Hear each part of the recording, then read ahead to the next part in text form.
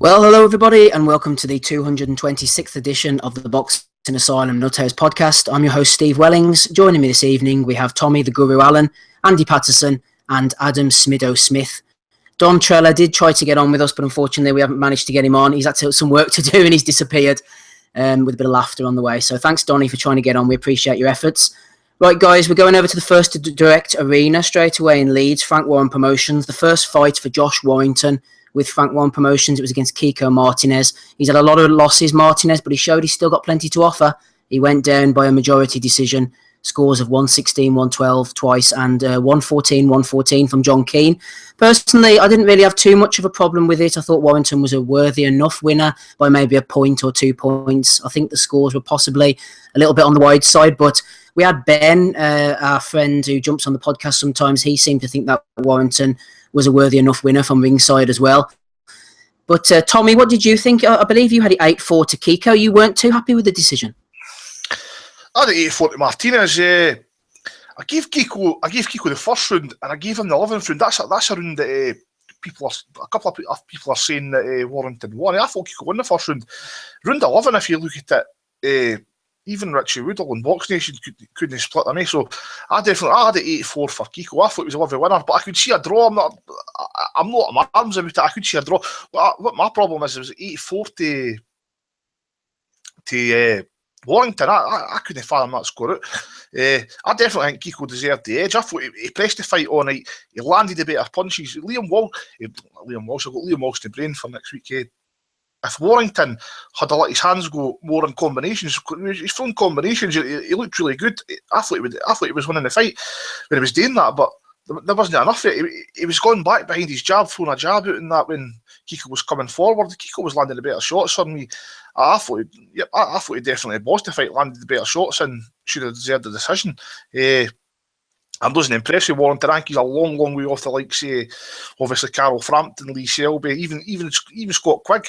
He'd struggled with Scott Quigg on that performance. I wasn't really impressed, but sells a lot of tickets in that, and I look the fans seem to like him. His style can be quite fan friendly sometimes. So we'll move on to the next fight with him, don't we? But definitely no near the class that he's kind of been touted about in that fight with Selby. That would be one-sided in Selby's favour.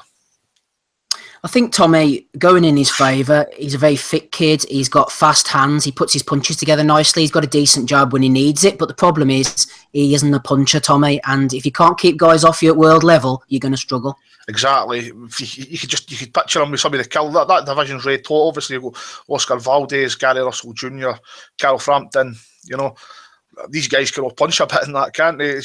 He's really not got nothing to offer in that department. I'd actually like to see him stand his ground a bit more. I think he's on the back foot too long. If you look at a young Ricky Burns was similar to that as well. It wasn't until Ricky started, he kind of planted his feet more, and then that's when he was gaining people's respect more. But Warrington he's lacking for him. He's definitely lacking that level. I think he's right now he's a good European level fighter, but the next step in that division is really, really big. I can't really see him making it just now, no. Yeah, a few comparisons have been made between Warrington and Ricky Hatton. I think more to do with the fact that he sells a lot of tickets, and Hatton had that fervent Manchester support. Warrington has it with Leeds as well, obviously, for better or for worse. I was mentioning Ben earlier. He gave us a little note in the chat just saying what he thought about the fight. He was ringside last night. He said, I felt Josh won comfortably, seemed to have the better, more effective punch output. However, I would like to add a caveat that when the Warrington fight started, it was the 13th fight of the night and my 7th hour of watching boxing, so perhaps ringside rust clouded my judgment. Frank's shows do tend to go on a bit, Andy. There was a lot of quantity, a little bit of quality on display last night. Just looking at Kiko, he showed that he has something left. Do you think it was more to do with the fact that Warrington couldn't hurt him and put him away, rather than Kiko actually isn't a shot fighter? Do you think it was more that Warrington doesn't punch hard enough to hurt Kiko? Was more the factor last night? Probably part of it, mate. I agree with Tommy. I think that Warrington's a European level fighter. It is, again, as he says, it backed up far too easy. I know Martinez is a come forward fighter, but he had absolutely nothing apart from maybe that head knock that caused the swelling on Martinez's eye. I know he got cut late in the fight. It was very close, but if you look at the scorecard, 116, 112 twice. It's a bit of a stretch because, I mean, did they not even score Kiko's body shots? I thought he was very surgical with the body shots. And see, to be honest, you could probably say Martinez is probably no shot as such. He is past his peak, obviously. But, the guy's a career super bantamweight, and Warrington is meant to be a big featherweight. And he struggled with him there last night. And you see, I probably had maybe a point or two to Martinez. A draw possibly, but I just cannot see where they get the 116, 112 scorecard from. Maybe security asked for it to be passed in because they knew the place would kick off. I think there was battles in the crowd for what I was hearing for Ben. Some Scousers, the locals, and some Gypsies getting involved. So you just know how that place would have went up. But if you're going to take Warrington on to the next level, I mean, Joseph Diaz, Frampton, Gary Russell, you just don't see him hanging with any of those guys. Probably even a 36-year-old Christian Miares, which is probably going to get called as an eliminator. I would probably see him struggle in that fight. So I would probably say you need to keep him at best at European level just now. Or as Tommy probably says, maybe just try and change his approach a wee bit, because he has got good hand speed. He can throw decent combinations from time to time, but he's just there's too much off the back foot. He's always moving. He's just not got that dig. He's not got that power just to basically keep you honest. So, as you say, he's going to struggle if he's up to world level. And as Tommy says, well, that 126 division is fucking red hot just now. So. Smido, Warrington showed a reasonable enough engine considering he's been out for about 10 months or so, and Kiko was fairly hammering away at the body. He really was targeting that body. He had a cut. He had that big sort of golf ball on the side of his head, but he wasn't easily deterred. Do you think that Frank Warren's going to maybe feed him another couple of these gatekeeper sort of level fringe guys, or is he going to look to push him for a world title straight away? Because as the guys have said, Smido, it's hard to see what route he's going to take, even the WBO, which is his favoured title. Well, yeah, the WBO looks difficult for Warrington because he's actually ranked with the other three bodies, but not the WBO. So Frank will need to work some magic there. I think for the first fight with Warren and the first fight after 10 or 12 months out of the ring, I think it was a fair test. I mean, believe it or not, Kiko Martinez is only 31 years old. I mean, he has been around more than a couple of blocks, but I mean, he had a full camp, which they made a point of in the week they didn't get against Quigg, and you would probably have to agree with that. That he looked, he still looked like he still had something left last night. It went pretty much according to as I expected, really. Warrington hasn't got the power to hurt people badly and stop them in their tracks, and Martinez did what we've seen him do many a time before, and plod forward and wing away on the inside where possible. And he did that. He did have his way for prolonged periods of the fight. I had Martinez coming on quite strongly towards the end, winning 3 of the last 4 rounds. But earlier on in the fight, I thought Warrington was dealing with it, okay, or going backwards and jabbing and putting his combinations together. And it was a good test for Warrington, really. He's never going to have put up with an opponent like that before. And like I say, being out of the ring as well, I thought it was a good test for him. Robbery I thought was a bit strong, but when people were calling it a robbery after the fight, and that's not a biased opinion because I had money on Martinez, to be fair. I was following the odds in running, and I text my mate. I says, this is closer than what the bookies were making out. After like 10 rounds, Martinez was still like 7 or 8 to 1. I thought it was a lot closer than that, but at the end of the day, we're going to get judging like that in Leeds and Manchester and Liverpool or wherever it happens. Britain for judging and officiating is no better, probably even worse than Germany and America, and it has been for some time, to be fair. The myth, the former myth about Germany being the Wild West and Britain being brilliant, that's long gone. What I would say about Warrington, though, to be fair, I think it was a good test for him. He's come through it and he's never really, no one's ever talked him up as a world champion or the next big thing. He's never really had that hype even when he was with Sky. So to be fair to him, it was another step up to gatekeeper level. He's probably not good enough for world level, and the people around him will know that. But I think he's gone kind of the right way. British, Commonwealth, he's won them types of belt. I think he's won European. The only blotch on his record, really, or the blotch on his career, is that it appears that he's ran or ducked Selby. There's no doubt in that, to be honest, from the outside. That's the only blotch on his career, but he's moved to Frank. He'll continue to move tickets, and I hope Frank continues to match him decently like he was last night. You mentioned there, Smido, just a brief aside about Germany and that. I wonder if the reason why we're not seeing such bad German cards these days is because we're not seeing any German cards at all. Do you remember back in the day when you had Sauerland, Klaus-Peter Cole, the money was flying, it was all pre-recession. We were seeing German cards all the time. They were getting all the guys over. We just don't see them as much now, so they might not have got any better. That's fair enough. That's fair enough. I don't know what the makeup of the judges were last night in terms of nationality.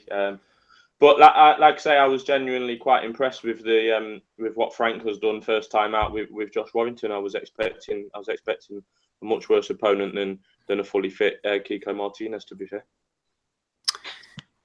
Cheers, Smido. We had a question from McKetch coming in. His opinion on the fight. He said, if judges are going to let people win fights on running and work rate alone, we might as well all go home. Kiko won 8-4 for McKetch, so thanks for throwing that one in.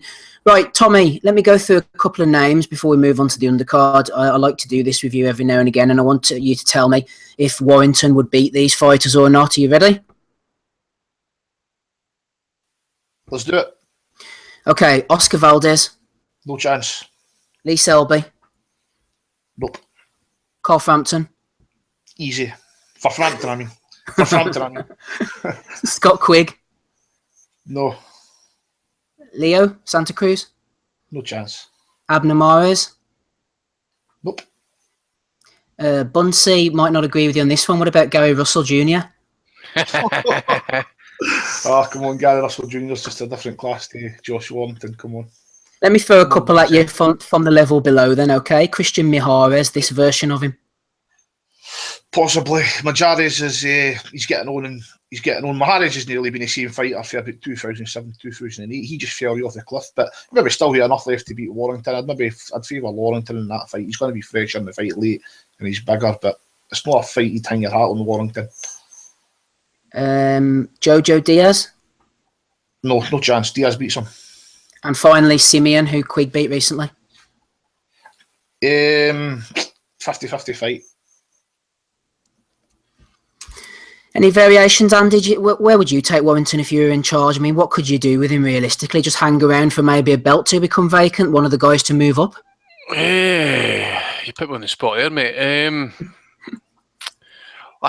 Well, as Speedo says, actually, obviously he's been with the Hearn for a fair length of time, so he's ranked with 3 bodies, no WBO. So Frank will need to work his magic and stuff. But I don't know. I mean, would you maybe see him going with like some Marco McCulloch? Is there some sort of kind of eliminator for WBO? Well, no, you see, because whenever he was over in Las Vegas, whenever we were there for the Frampton-Santa Cruz rematch, I was talking to him and he was down to fight McCulloch at that particular time, and he said, no disrespect, but McCulloch lost to my sparring partner. I see that as a step down. He said, I'm looking at the winner of this tonight, i.e. Frampton against Santa Cruz. He doesn't see himself at that level, Andy. Well, I think if you base that off that last night, as I say, it's not a shot, Martinez, but it's not far off it. As I say, he's a career 122 fighter. If you're struggling with that guy, get ripped to the body. Valdez, Jojo Diaz, Gary Russell. I mean, Gary Russell doesn't fight often enough, but everybody in their system that probably top 5 out of the division. Vityetka, I think, would beat him. Mijares, I've seen his last fight. He's got enough left, I think, to basically kind of probably take it close. If it's in Leeds, though, he's not winning that fight on points. One fight, I know Dennis Shalan, who was a guy who's the European champion. The technical decision against Isaac Lowe. I think he's been.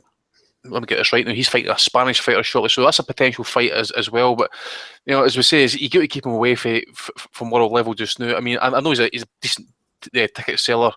So keep the gravy train running just now, Frank, and then as you say, wait till maybe like Selby moves up in weight, because we all know that he's kind of dying at that weight. We don't know what's happening with Frampton just now. I mean, if you see the WBA rankings, he's getting ranked at 130 at number 2. So is that a move up on the cards? With the fight Simeon, Quigg? We don't know, mate. But as I say, I think you've got to be European level at best, or some sort of kind of fringe world level contender, like as I say, Dennis Shalan or maybe Abraham Lopez or something. Let's be honest here, right? Is he even the 4th best that we've got over here? Because I think Galahad's better than him as well. But he's the division below, is he? No, Galahad's moved up, is he not? Is he? I'm sure he's moved up. Well, I've not seen Galahad for a while, so I can't really kind of comment. Obviously, he's been out for about 18 months and that, but in this current rate featherweight, I mean, Scott Quigg, I just think Scott Quigg would just, you know, Warrington backs up. He's not got the power. You know, that's made for Quigg, isn't it? Quigg for his limitations. He's got a bit of grit about him, and he'll basically come forward and maybe just try and trap him and just, you know, dig his body like Martinez did there last night. So maybe you're kind of writing Quigg off a wee bit there, but I don't know. I mean, really, there's really no other option for him. Not at world level. So I says, go to wait, go to kind of bide your time, do what Warren does best, and maybe just cherry pick something off the top somewhere. But there's nothing there just now that you should be picking up on. Right, unless there's anything else on the main event that anybody wants to speak about, I think we'll move on to the undercard. Did anybody see this Jazza Dickens against Thomas Patrick Ward fight? I saw it, mate. Yeah, it was a good fight. I thought that Ward obviously controlled the action early with his boxing and that. He was actually boxing quite well. But see, around the time of the stoppage, I had Ward quite a comfortable points leading that. But see, the 2 rounds, the round before the stoppage, no, 2 rounds before the stoppage, I'd give him both the Dickens. I thought he was actually coming on strong in the fight. I actually had it fairly because I had 1 or 2 in it at that point. Obviously, this is with Dickens coming back, so the cuts definitely ruined that fight. I'd like to have seen the fight to its natural conclusion. I wouldn't say that that Dickens couldn't have won the fight. So I think we've really got to see that one again, Yeah, Jazz is a decent operator, Andy, at British title level. We saw him going with Kid Galahad before. He went in with Rigondeaux. I was thinking about Rigondeaux, actually. I know this might sound like a really crazy thing, but I wonder, Andy, if Josh Warrington can't get himself a fight at featherweight against any of the title holders. Rigo's said he will move up to featherweight if the chance is right. Why not stick him in against the bogeyman, the one nobody wants to fight? I mean, it might not be pretty and Warrington will probably lose, but at least he can say, come on, boys, let's have it now. I thought the man you lot were all ducking. A bit of a far stretch, that one? It's a far stretch, that one, mate. I mean, well, put it this way: you could have the guy sell out the first direct arena, and then have that guy come in, bore the fucking pants off you, while get schooled, and then just basically have a riot afterwards. But I never even knew that Rigo was talking about move up and weight. I know he was sparring the other day. I saw a picture of him on Twitter, but I'm just like the guy fight at all. I mean, that guy needs to fight because he's still getting assholes putting him on his pound for pound list. Mm. Now, there was an article where he said that he would be willing to move up to featherweight if one of the guys was willing to fight him, but, that's probably not going to happen. No, definitely not. Right, okay. This was a good fight. He's fighting on the World Kovalev undercard, isn't he? Yeah, he's fighting, is it Fuentes or who's he fighting? Oh, Flores, sorry. Yeah. Oh, but he's mandatory challenger, probably. Anyway. It is number 1 featherweight. Mm-hmm. Right, one fight that was good on the undercard. Josh Leather, 11-0 against 13-1 Philip Sutcliffe Jr. The vacant IBF Intercontinental title was on the line for this one. I don't know if anybody wants to jump in or not. I've seen a lot of Sutcliffe Jr. right back to the amateurs. He's never changed. He fights the same way every time, face forward. Yeah. He's had some great scraps at amateur, Smido. He's had some great scraps at professional already. He punches like an absolute beast, but unfortunately, the timing just wasn't there. I thought he was making a mistake, considering he had such an experienced cornerman. His dad, Phil Sutcliffe Sr., in the corner. He was running in to try and throw a punch, and he was just leaving himself open, and he was getting tagged time after time after time by Josh Leather-Smither. What do you think about this one? Well, I thought it was an intriguing fight, and it was 50-50 with the bookies beforehand. Even though Leather was Sutcliffe was the shorter fighter, he'd never actually made 140 in his life, which I found quite interesting. And then, but yeah, I mean, I haven't seen the full fight, but because I had Sky on. But is this the one where the stoppage? That is me. Aye. Yeah, I thought. Yeah, I thought the ref from the clip I saw is almost stepped in midway through a bloody combination in the middle of the ring. Sutcliffe had just landed a right hand, Smido. Yeah. I mean, I can't really comment too much, but that looked pretty silly. But I have heard decent things about this Josh Leather, and it was good to see him win. I've only seen bits of it though. Sorry. Go ahead. Yes, I seen the full fight. I thought that Sutcliffe coming out and had a really good first round in that. I thought Leather looked a wee bit nervous in the first round, but he got his way back into it in that. As you've touched on yourself, Sutcliffe's defence isn't the greatest. He was definitely getting outboxed, but when it came up to the point of the stoppage, let's not beat about the bush here. That was an absolutely horrendous stoppage. Once again, by Howard Foster. You can see when the shot lands, Sutcliffe still got his faculties about him. He makes an attempt to hold. You know, I'm not saying that it wasn't buzzed up a wee bit, but you can't stop a fight when a fighter's been buzzed up. It just doesn't happen.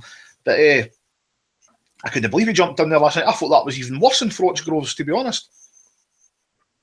Yeah, it's hard to disagree, Andy. I mean, I don't want to try and say that Sutcliffe was winning the fight or anything like that. He was taking punches, that's plain to see. But as Tommy says, it just seemed premature to me. He was getting out of boxes as well, but he was still landing the odd shot. He was still landing the odd shot himself too, wasn't he? It was still a good fight. He was taking 3 to land 1. I mean, he was definitely in the fight. I'm not even to say he was going to win it on points now, because I thought Leather class wise was starting. You know, as Tommy says, he had a kind of shaky kind of first round, but then he got behind the jab, and I thought he was really started picking it up. You know, Sutcliffe tough as nails. You know, but at the same time, even I thought he was slightly buzzed, but as Tommy says, he was trying to fire back, and it was just like, you know, the middle of throwing punches, he just steps in and stops the fight. I don't know. I mean, if you look at it, if you look at Howard Foster, he actually separated them just a few seconds before that. I don't know if when he's separated them, that he's felt the resistance that Sutcliffe had there. He says to himself, right, okay, because if you looked at him, Foster's staring right at him as soon as he breaks it up. So I don't know if he's felt maybe his resistance has been quite low. He's like, oh, I need to keep an eye on this or whatever. I don't know. I just thought that maybe it deserved him an extra 10 seconds at least, just to see if the guy was going to fire back. It's just a kind of typical British stoppage. People hate it. You know, I didn't think that Leather in any way, shape or form was in bother. He needed a kind of bullshit stoppage like that to win the fight. But I'm not wanting to kind of cry a rematch, because I did think that Leather was going to go on and win the fight anyway, but it just leaves a bit of a bad taste, because it was a really good fight actually, with a kind of typical shitty British ending, you know. Literally the only person I've heard saying that's a good stoppage is Bunce. Did Bunce no defence of officiating a couple of weeks ago that was a bit suspect? Dempsey said last night that it was best to be safe than sorry. You know, it could be like, well, it's better to have one punch too less than one punch too many, you know. So, but no, that left a bad taste last night. You cannot stop a fight. You cannot stop a fight in that situation. I don't care. Maybe a referee does hate on the side of caution sometime, but that's not on the side of competent caution last night. That's incompetence. Tommy has spoken, right. Just looking down the rest of the card, there wasn't really too much on. I don't know if anybody wants to comment on any of these fights. I'll just read them out. We had Zach Chelly knocking out Chris Dutton. Nicola Adams got her first stoppage win. Howard Foster was responsible for that one against Marianne Salazar. I didn't see that one. Bob Adjasafe beat Joseph Obeslo. Don't think that was on telly. Darren Tetley got himself a nice tea time slot against Luke Kelleher. Got a win there. Tyrone Nurse beat Andy Keats. There was something strange about that one. I think that Boxrec had it down for being for the African Boxing Union heavyweight title or something, apparently, originally. I'm not quite sure what's going on there. And shout out to Ashley Lane as well. He's a guy, I used to do a bit of press work for him actually back in the day whenever he was managed by a girl from over here. And he's on my Facebook, and I noticed that he put up about a couple of weeks ago, I've decided to take a fight. He'd been out of the ring for a while, and I'm coming back to see what I've got left. And fair play to him, he's 7-8-2, and he got a points win over a 10-0 fighter, Thomas Kinden. So he's come in, upset the odds, winning 59-55. So respect to Ashley Lane. Anything, guys, from the undercard before we move on to Birmingham? I was actually going to talk about the Nicola Adams fight as well, to be honest. She threw about 300 punches and landed about 3, and Foster again jumped in. 2 stoppages last night, not one knockdown in either fight for Howard Foster. That's shambolic. See that Chris Dutton that fought that Zach Chelly, by the way, you could just tell that he was like some random dude that just picked up fucking boxing like, I don't know, like 5 years ago, and decided to turn pro to see what he's got. 33-year-old and got absolutely evaporated like that. Saying that it was a bad knockdown. I think he fucked his ligament in his ankle. His knee, didn't he? Or his ankle or something. It was his ankle. It was a fucking heavy knockdown, like really fucking badly knocked out. But no, nothing spectacular, because if you look at his first 4 fights that he won on points against guys who the 6-46-3, 1-2-0, 1-4-0, 5-31-2. That was the records of the guys that he beat. Then Tommy Phillips knocked him out in the 5th round up in Scotland. Not great. No. Right, okay, we'll put that to one side then, guys, and go over to the Barclaycard Arena in Birmingham. This was Eddie Hearn's Sky Sports offering on Saturday night. Kal Yafai defending his WBA World Super Flyweight title against Shuguru Muranaka. the hard-punching Japanese. Mr. Muranaka was down in the second round. Yafai had a point deducted in the 8th for repeated low blows. Smido, we're speaking on last week's podcast. I went through Muranaka's record. It wasn't great reading. He'd never won a WBA trinket. We're not sure why he was ranked in the sort of 9th or 10th region. He was pretty poor. There was no reason for him to be approaching anything resembling a world title fight. But he took his lumps. He hung in there. He did a decent job. But, he shouldn't have been in the ring, Smido. I maintain that.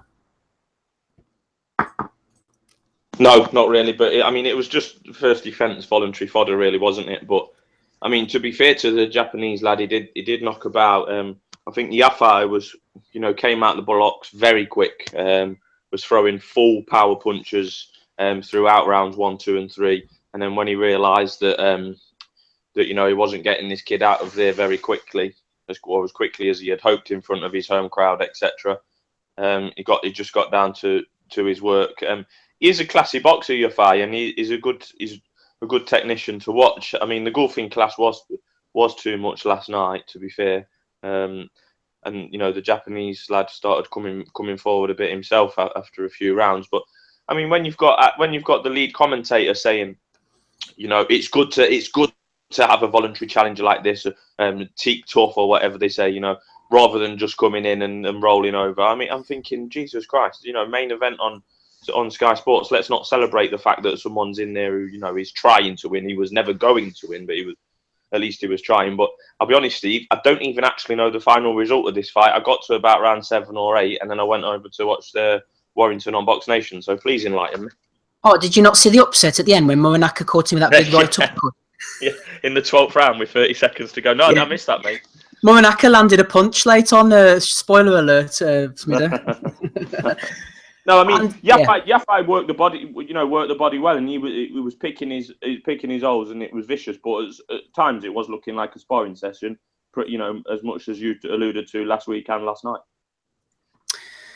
Andy, maybe I should just stop moaning and put it to one side. It was a voluntary defence. He did well against Concepcion. He looked good. He was maybe sharpening the tools and all these cliches. Should I just let him off with this one? No, that was the Japanese Paul Smith. He was in the didn't deserve it. Absolutely not, mate. I'll put it this way. My knowledge of this card could be written on the back of a stamp. I could watch in total about 15, 20 minutes of it. I was just kind of following it. I said I was going to watch the BT card anyway. I saw the Gavin fight for about the 4th round. What a fat mess. What a fucking pathetic fat mess. Honest to God. Wasted talent. Pissed it up against the wall and shit it in the fucking pan. Absolute Disgrace. Kal Yafai apparently looked okay for a change, but who was he fighting? The guy, domestic level fighter, was it? Sean Davis, his name was? No knockouts, yeah. No knockouts, says it all. Eggington, that was probably not, well, for what I've seen of this weekend's action, that's probably knockout of the weekend. And Kal Yafai, for what I heard, he was staying in the pocket too much, maybe not got enough head movement, taking some shots to the body. Don't know what the Japs are like. Okay, this guy, I don't think he'd fought a 12 rounder before. Probably a regional level guy over in that neck of the woods or whatever. But I don't know where he was ranked or whatever. But if Yafai think that he's going to call it a past prime Gonzalez and beat him, I think he maybe needs to wait another year or two because he's not ready for that type of test. And see, to be honest, I don't know if it's just me, but I think. Even for that weight, I know he could go up to bantamweight. I know that's where he started and stuff, but 5'4", I don't think he punches hard enough. In all honesty, at that weight division, and there's some absolute brutal killers in that division as well. So he's going to need it at some point. I know he can box, got good tools, but as I say, he's kind of upright, not got a lot of head movement. And I see some of these guys at the level above him, I think, might just kind of turn him over. But like you see him kind of keep progressing. But we need decent opponents. Concepcion, I did say beforehand that he'd seen better days, even though he had a couple of good return wins and stuff. And as you say, Steve, last night, this MURANAKA guy had never fought 12 rounds before, so we don't know where he's at. But if he's going to go Gonzalez and stuff, he's going to have to wait a wee while. But I would say either late on this year or early next year, I think they're going to start then maybe making moves for unification fights. And there's some fucking good tough fights there for him. It says Quadras, obviously he's going to be rematching Gonzalez.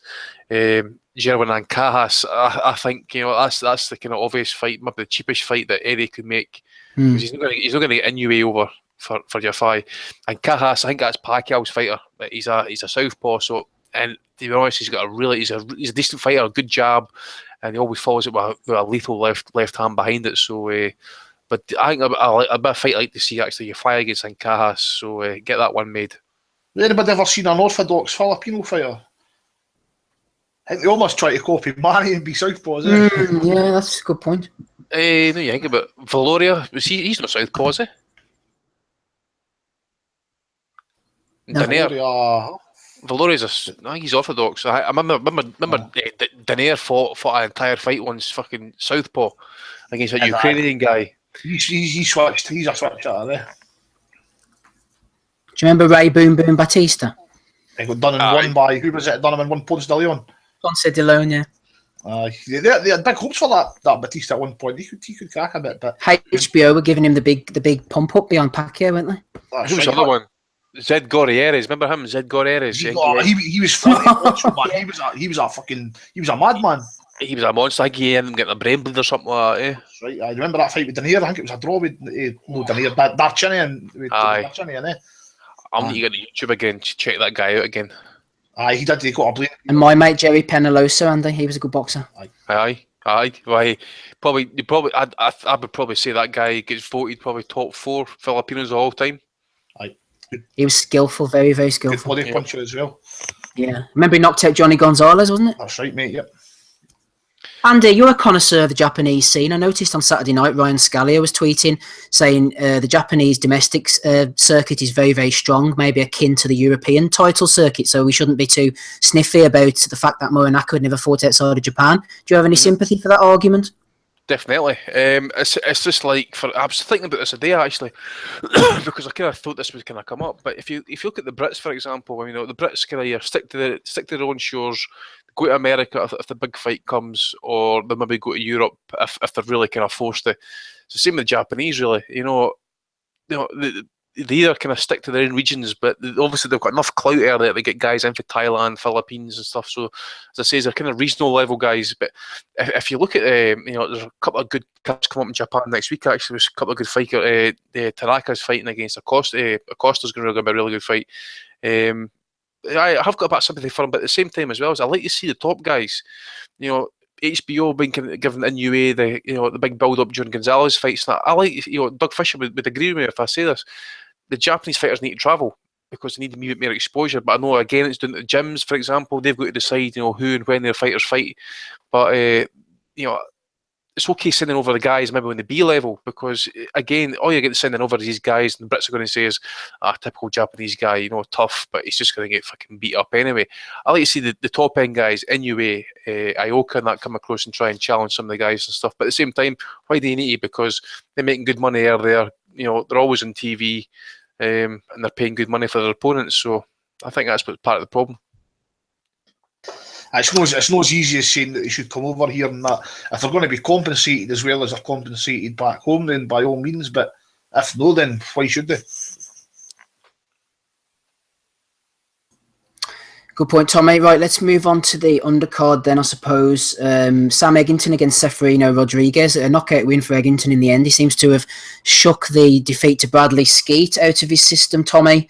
He's an exciting fighter, isn't he, Eggington? Let me ask you this question, Tommy. Darryl Jelly was nominating himself for Bellew of the Week for this, but I think it was quite a fair point. He said, I might sound like a casual, but I think Sam Eggington is the most exciting fighter we have in the UK outside of the heavyweights at the moment, and he's only 23 or 24. He is exciting, isn't he, Eggington, to give him his due?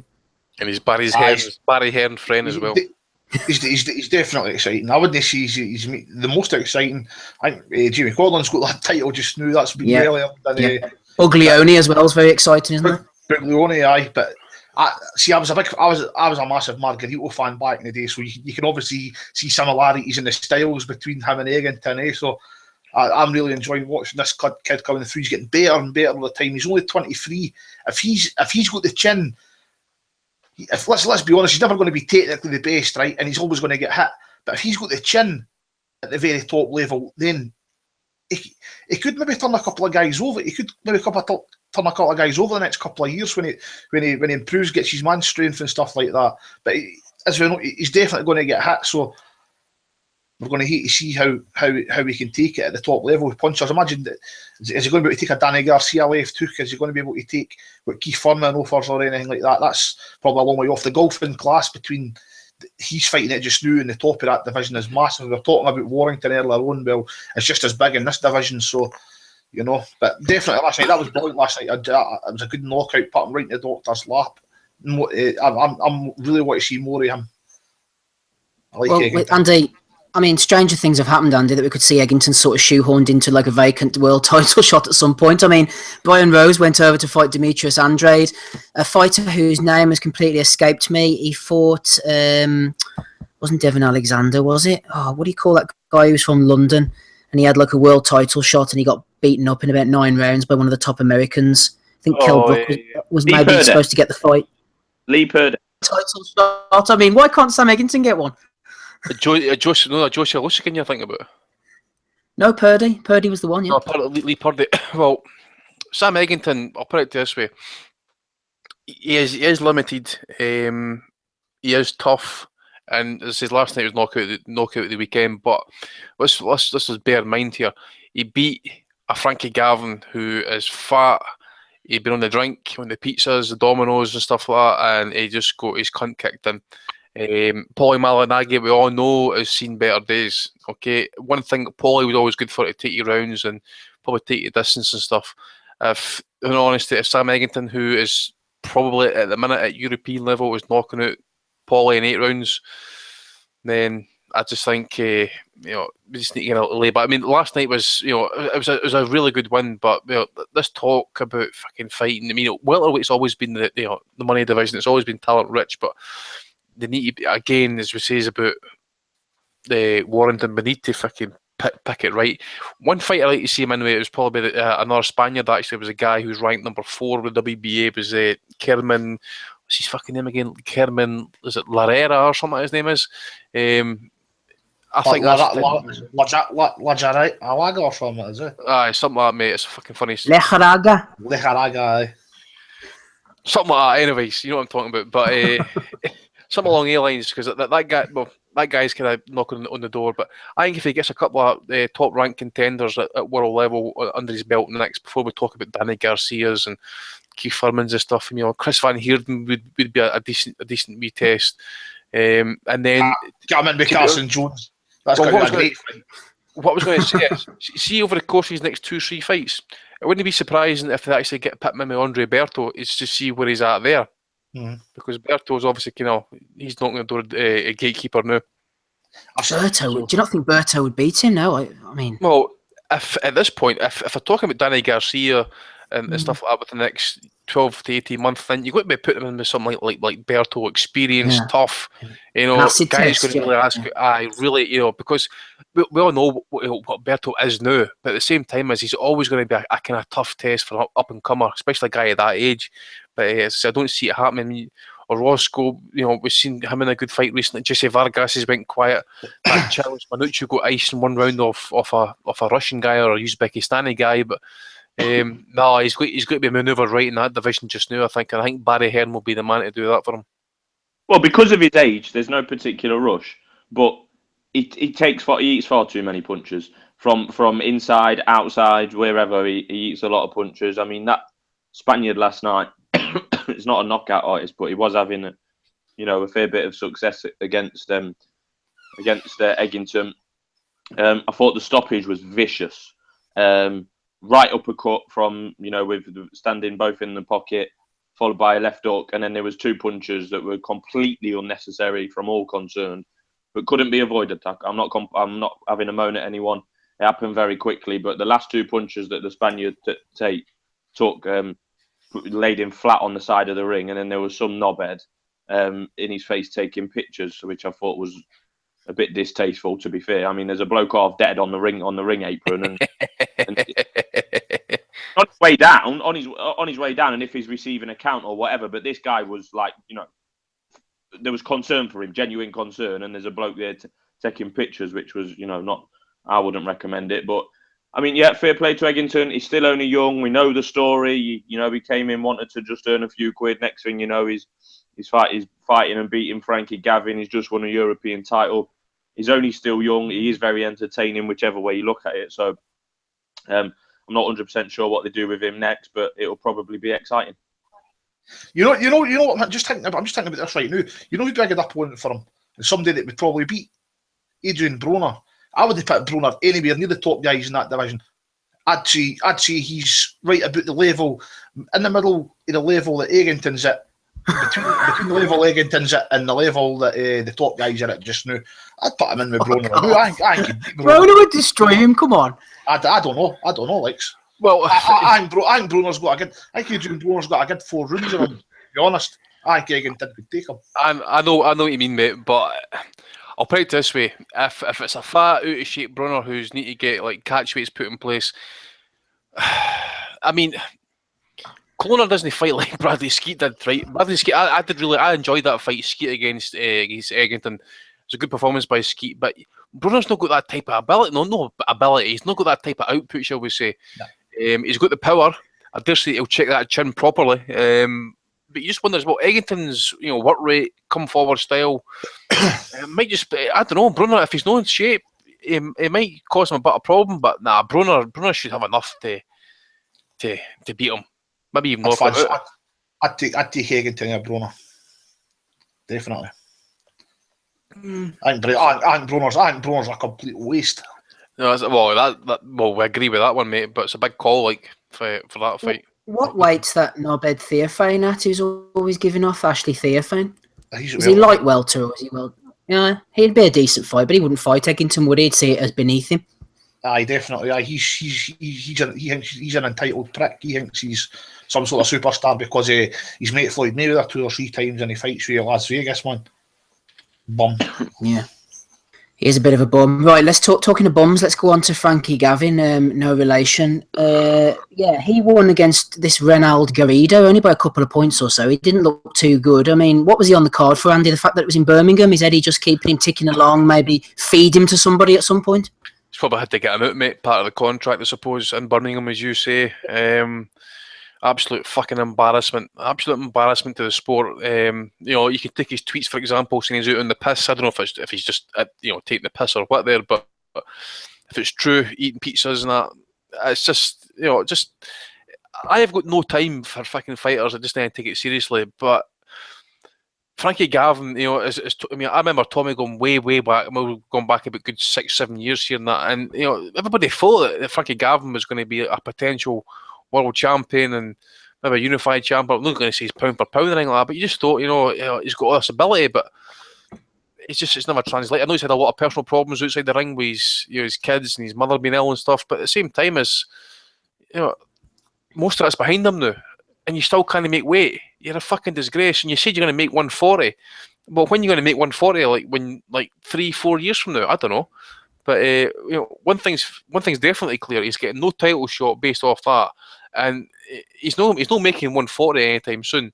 He needs, Kerry Kay's in his corner to try and get the weight off him. I really don't know, but and again, that last night was an 8-rounder. He guaranteed that if that was a 10-12 rounder, he was the fucking last in the pace there. But absolute embarrassment to the sport, and I'm no interested in seeing him again. And it's not. I tell you what, I actually object to having to pay for a Sky subscription and having to have that arsehole fight on my fucking telly, out of shape, fucking overweight, and it's an absolute fucking disgrace to the sport. Well, you mentioned the contract, Andy. I wonder if he even has got a contract with Eddie. I'd probably say he's one of these ones who Eddie's just sticking on, and and where else is he going to go if he's not fighting on Eddie's shows? I don't know. I'm just guessing. It's a weird one. I mean, if okay, put it this way: Eddie Hearn's riding the crest of the wave, right? Frank Warren releases Frankie Gavin, right? So you then know you've hit rock bottom. If Frank Warren in his current predicament at that moment releases you for his contract, right, and he picks up by Eddie Hearn, for what reason? It's just to have another welterweight fighter, a light welterweight in your stable, so you can put him up against your up and comers. Kell Brook, for example, fucking pay-per-view, absolute brutal embarrassment. Smido, George Ross asked a question. He said, can Frankie Gavin win a British title again at light welterweight or welterweight? I've got the British rankings up in front of me here, so there's a few names you might want to take into consideration. The British light welterweight champion at the moment is Tyrone Nurse. The English champion's Joe Hughes. the Celtic champions Jason Easton. And up at welter, we have Bradley Skeet at British, John O'Donnell at English, and Paddy Gallagher as the Celtic champion. Any of those names you'd fancy Frankie to beat, Smither? Who did you say was the British at welter? It's Bradley Skeet. Yeah. Well, we already know the answer to that one because we've already been shown it. What the short answer is yes, but not of the current crop. So it would need the likes of Bradley Skeet to move on. He isn't going to make light welterweight, so it's not even worth discussing. The problem is everyone is saying that Frankie Gavin should be fighting at 140. Himself, his trainer, his promoter, the fans, the critics, everyone is saying that's where we need to be. And it's not just something that's happened this year that's been in discussion. It's been in discussion about Frankie Gavin for a number of years. And clearly, for whatever reason, he cannot do it. Whether that's it, whether he's too big, although he doesn't look it to our eyes, whether he's too lazy, whether he's not dedicated, any of the above. I absolutely agree with Andy about we should not be seeing an overweight fighter in an 8-rounder live on Sky. We should not be seeing it. I didn't watch a single second of it, and I don't intend to. And I think that it's just taking the piss out of fans. As someone else also mentioned, he probably is just being stuck on there because he's from Birmingham, because he's probably under contract. It's an embarrassment. It really is. And the thing is, his fight with Eggington was probably the best fight we've had on British soil this year. Best domestic fight. So he can dig a bit, not dig as in punch. He can go to the well when needed. It's a shame. It's a shame. But until he gets himself in shape, whether that be at 147 or 140, I think it will probably continue to be at 147, regardless of what we think. Until he gets himself a proper win or in a proper fight, I'm not interested. Let's have a look down the rest of the undercard. Don't forget, later on we have our previews coming up as well as Bellew of the Week. We've got Gervonta Davis, Liam Walsh fighting next week. We've got a bit of Terence Crawford. I think Gary Russell Jr. is on as well, so there's plenty going on next week. So stick around for the previews. Just finishing off this Birmingham undercard, going to read out a few of the results. Andy already mentioned Sean Davis with no knockouts. Got knocked out by Kal Yafai.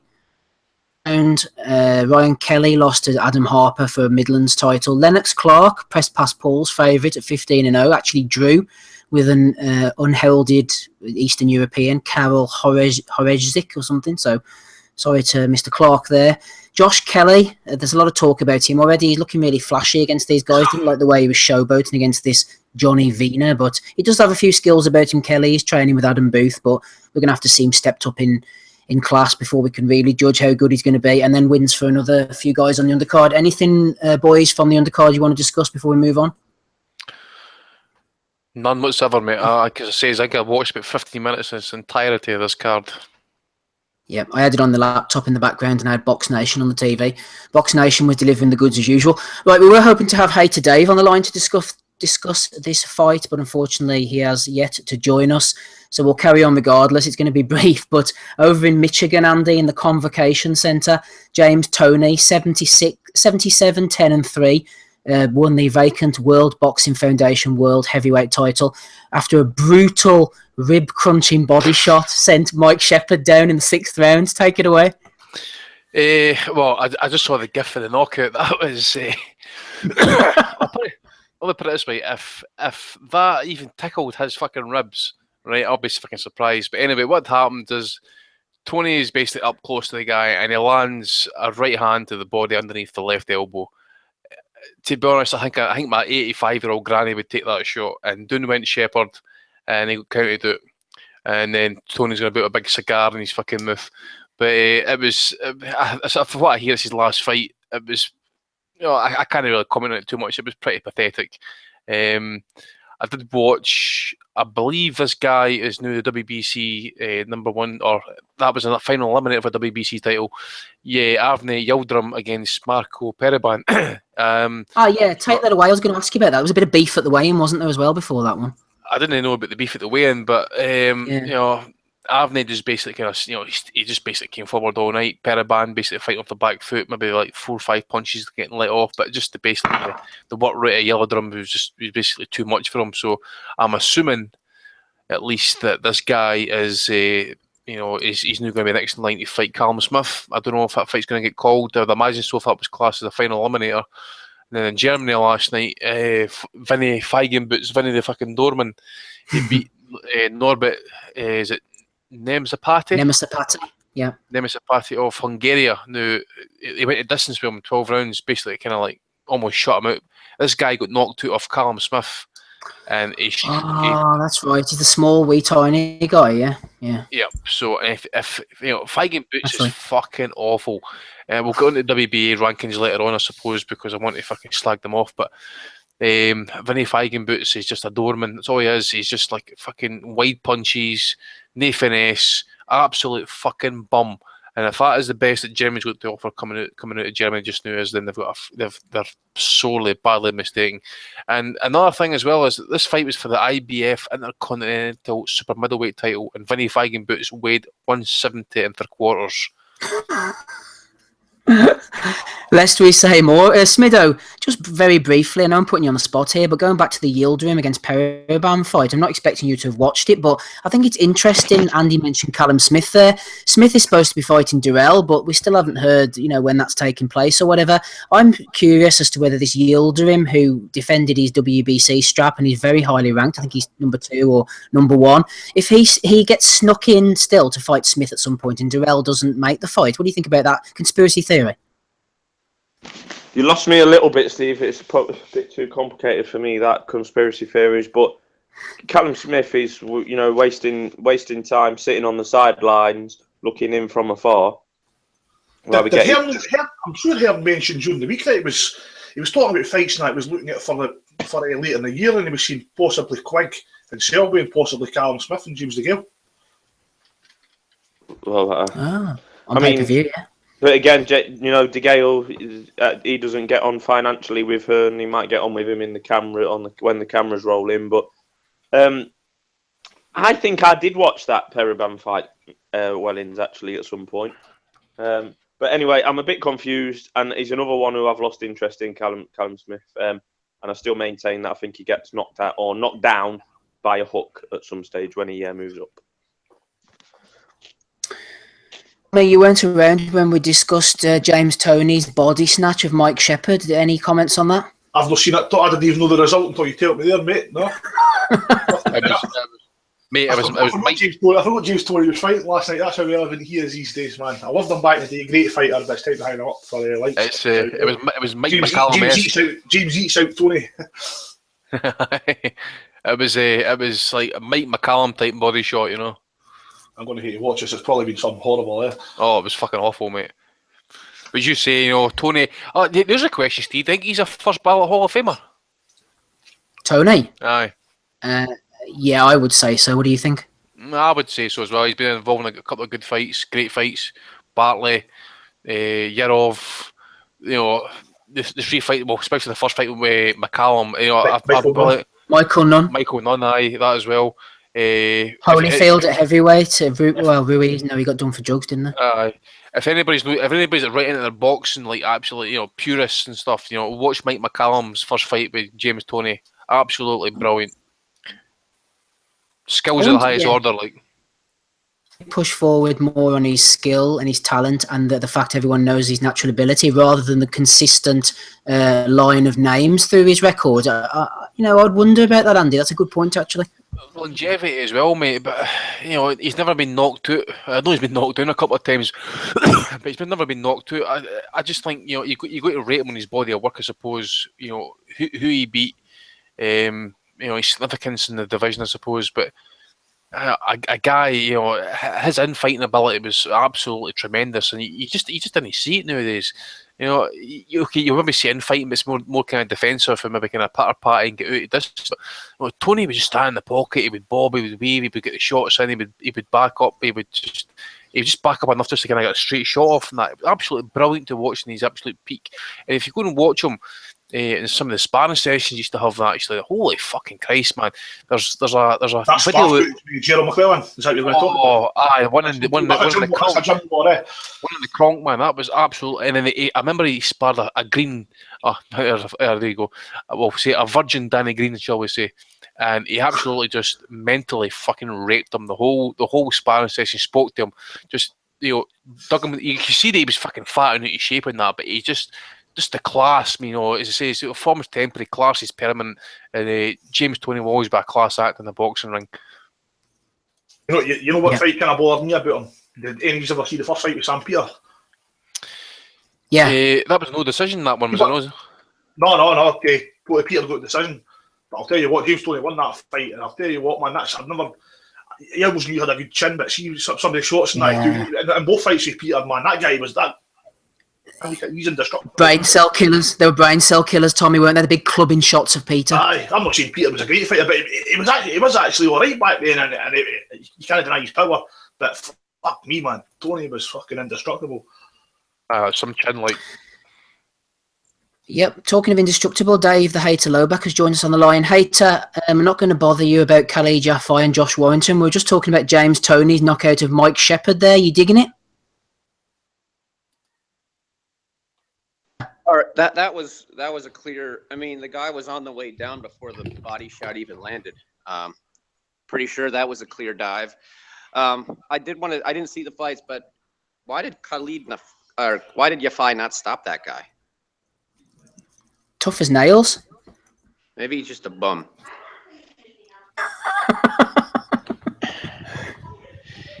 Anyway, yeah. Well, Toney is now the oldest heavyweight champion in history at 48. So history made. The WBF. Did you watch anything else from the weekend, Dave? Anything on ESPN or any of those other weird channels you get? You watched Dos Santos get his cunt kicked in last night. Yep, I watched the UFC. And to be fair, there was some good boxing on there, both in the main event and the co-main event. Stipe Miocic is the heavyweight champion of the world in the UFC, and he used boxing to defend his title once again with a nice knockout. But thanks for that, Dave. Stay on the line. I'm going to throw out a question. I'm sure all the guys will be interested in this, but especially Tommy and Andy. There's been a bit of back and forth between Shane McGuigan and Eddie Hearn this week. Shane saying that they hadn't had any offers, I think, regarding a Josh Taylor O'Hara Davis fight. Eddie then said he's offered £70,000 for it. Shane McGuigan said they were going to turn it down. Michael Gearty rightly asks, how much is this fight realistically worth? Mick Doonan got jumping in on Twitter. He said £50,000 should get that fight down. It's a clear duck if they, as in, I think, Taylor, refuse £70,000. These are two prospects. So, Andy, I'll get to you first. Lee from Numb Tapestry is also interested in this. There's quite a bit of interest, actually. What's an acceptable excuse for Josh Taylor not to fight O'Hara Davis now? So, obviously, Lee thinks that Taylor, should be taking the fight. Do you? There's no excuse just now. Well, I'll put it this way. When the fights get made on Twitter and when the offers get made on Twitter, seriously, okay, he's offered them 70,000, right? Where's the fight going to take place? Is it for a world title? Is it for a eliminator? Who knows all these questions? That's when you need discussion behind closed doors. But it's looking bad on the side of Taylor unless they don't come back with a counter offer. You could argue they've got Channel 5. If it was promoted properly for Cyclone, you get good viewing figures. O'Hara Davis, I think he's only topped headline one show, I think. Is that right? Yeah, that was a Scarpa fight, wasn't it? Scarpa fight, and he's not really kind of let the world on fire, actually, shall I say? But it's not looking good for Josh Taylor at the minute. We've had nothing back for McGuigan's side. Maybe that's just I don't know how they do business, but it's not looking good. And Eddie was on fire on Twitter this week. Actually, he got to gate him. He was absolutely all over the place. He was owning people, but as it stands at the minute, and the way things look, it doesn't look good for Josh Taylor. And it does look like, at the minute, it looks like it's going to be a duck. I can essentially see this fight potentially being a world title fight at some point. Everybody's rating Taylor whilst everybody's kind of writing off Davis. They can only be both improve. But for 70,000 for Commonwealth title fight, potentially an eliminator for world title, bite your hand off for it. But again, it's going to come down to the fact is that McGuigan's probably got him down on contract for the fight on Channel 5. I don't know. I really don't know what the situation is, but at the minute, it looks like a duck. Tommy? I've said it for about the last 6-7 months. If anybody believes this fight is going to happen just now, or either promoter really wants it just now, well, they're on drugs. This fight's going to make 7 figures, over 7 figures in a year or two. They're not going to fight for 60 grand, 70 grand, 50 grand and that just now. That's just not going to happen. What we're going to see is we're going to see the same shit we've seen with Frampton and Scott Quigg. It'll finally get made when it's big enough to get made, like Frampton and Scott Quigg was. Anybody who believes all the bullshit and that on Twitter and that just now, if Eddie Hearn doesn't send offers to Josh Taylor, he sends them to Team Cyclone. You know, when do you offer a fighter fucking a purse? That doesn't happen. You go to their team, it's all bullshit, it's all pantomime bullshit. Don't buy into it. They're not going to fight just now. They'll fight in maybe 2 years when the fight's going to make money. These are smart businessmen. They know, you know what's going to make money down the line, so they're not going to make it just now. You saw what happened with the Frampton Quigg situation when there's like, you know, was it £1.5 million check? I think Frampton ended up getting $2 million for that fight at the end of the day anyway. So, you know, obviously they held out for the big end of the purse. Maybe that's what they're trying to do with Josh Taylor here as well.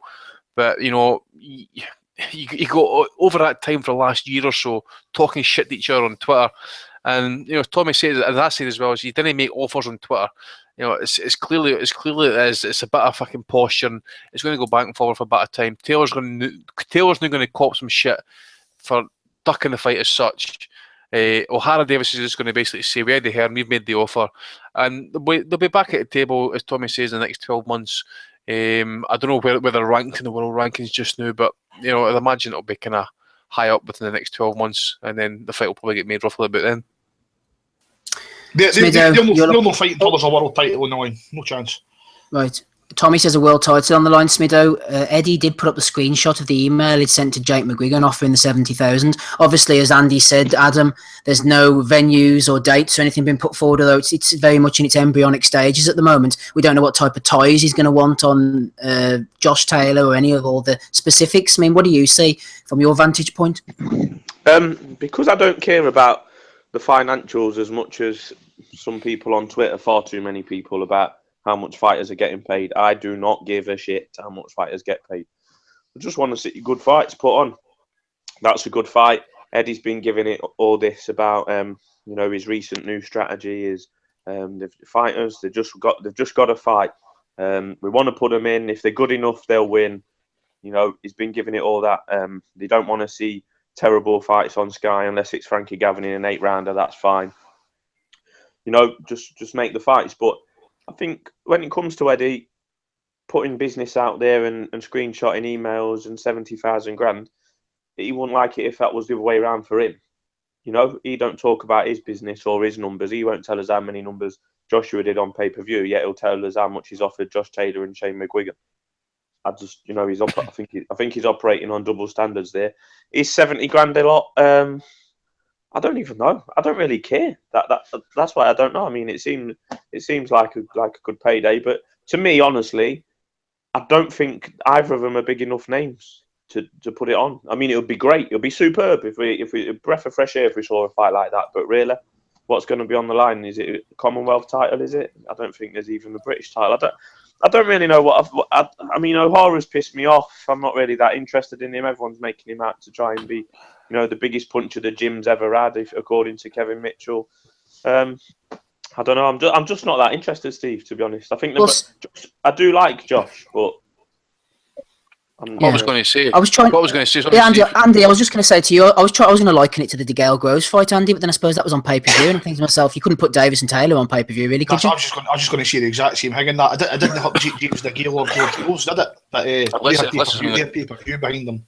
Unless it's on a Josh Undercard or something like that, but at the end of the day, if it's going to be like this fight, we think it's going to be like 6-7 figures and that, then it's not going to be on a Josh Undercard. But what I was going to say is, you know, Taylor's a Commonwealth champion, and I know David Brophy recently got either a top 10 or top 15 ranking in the WBC when they won the won in New Zealand, didn't he? Yeah, that's right. Yeah.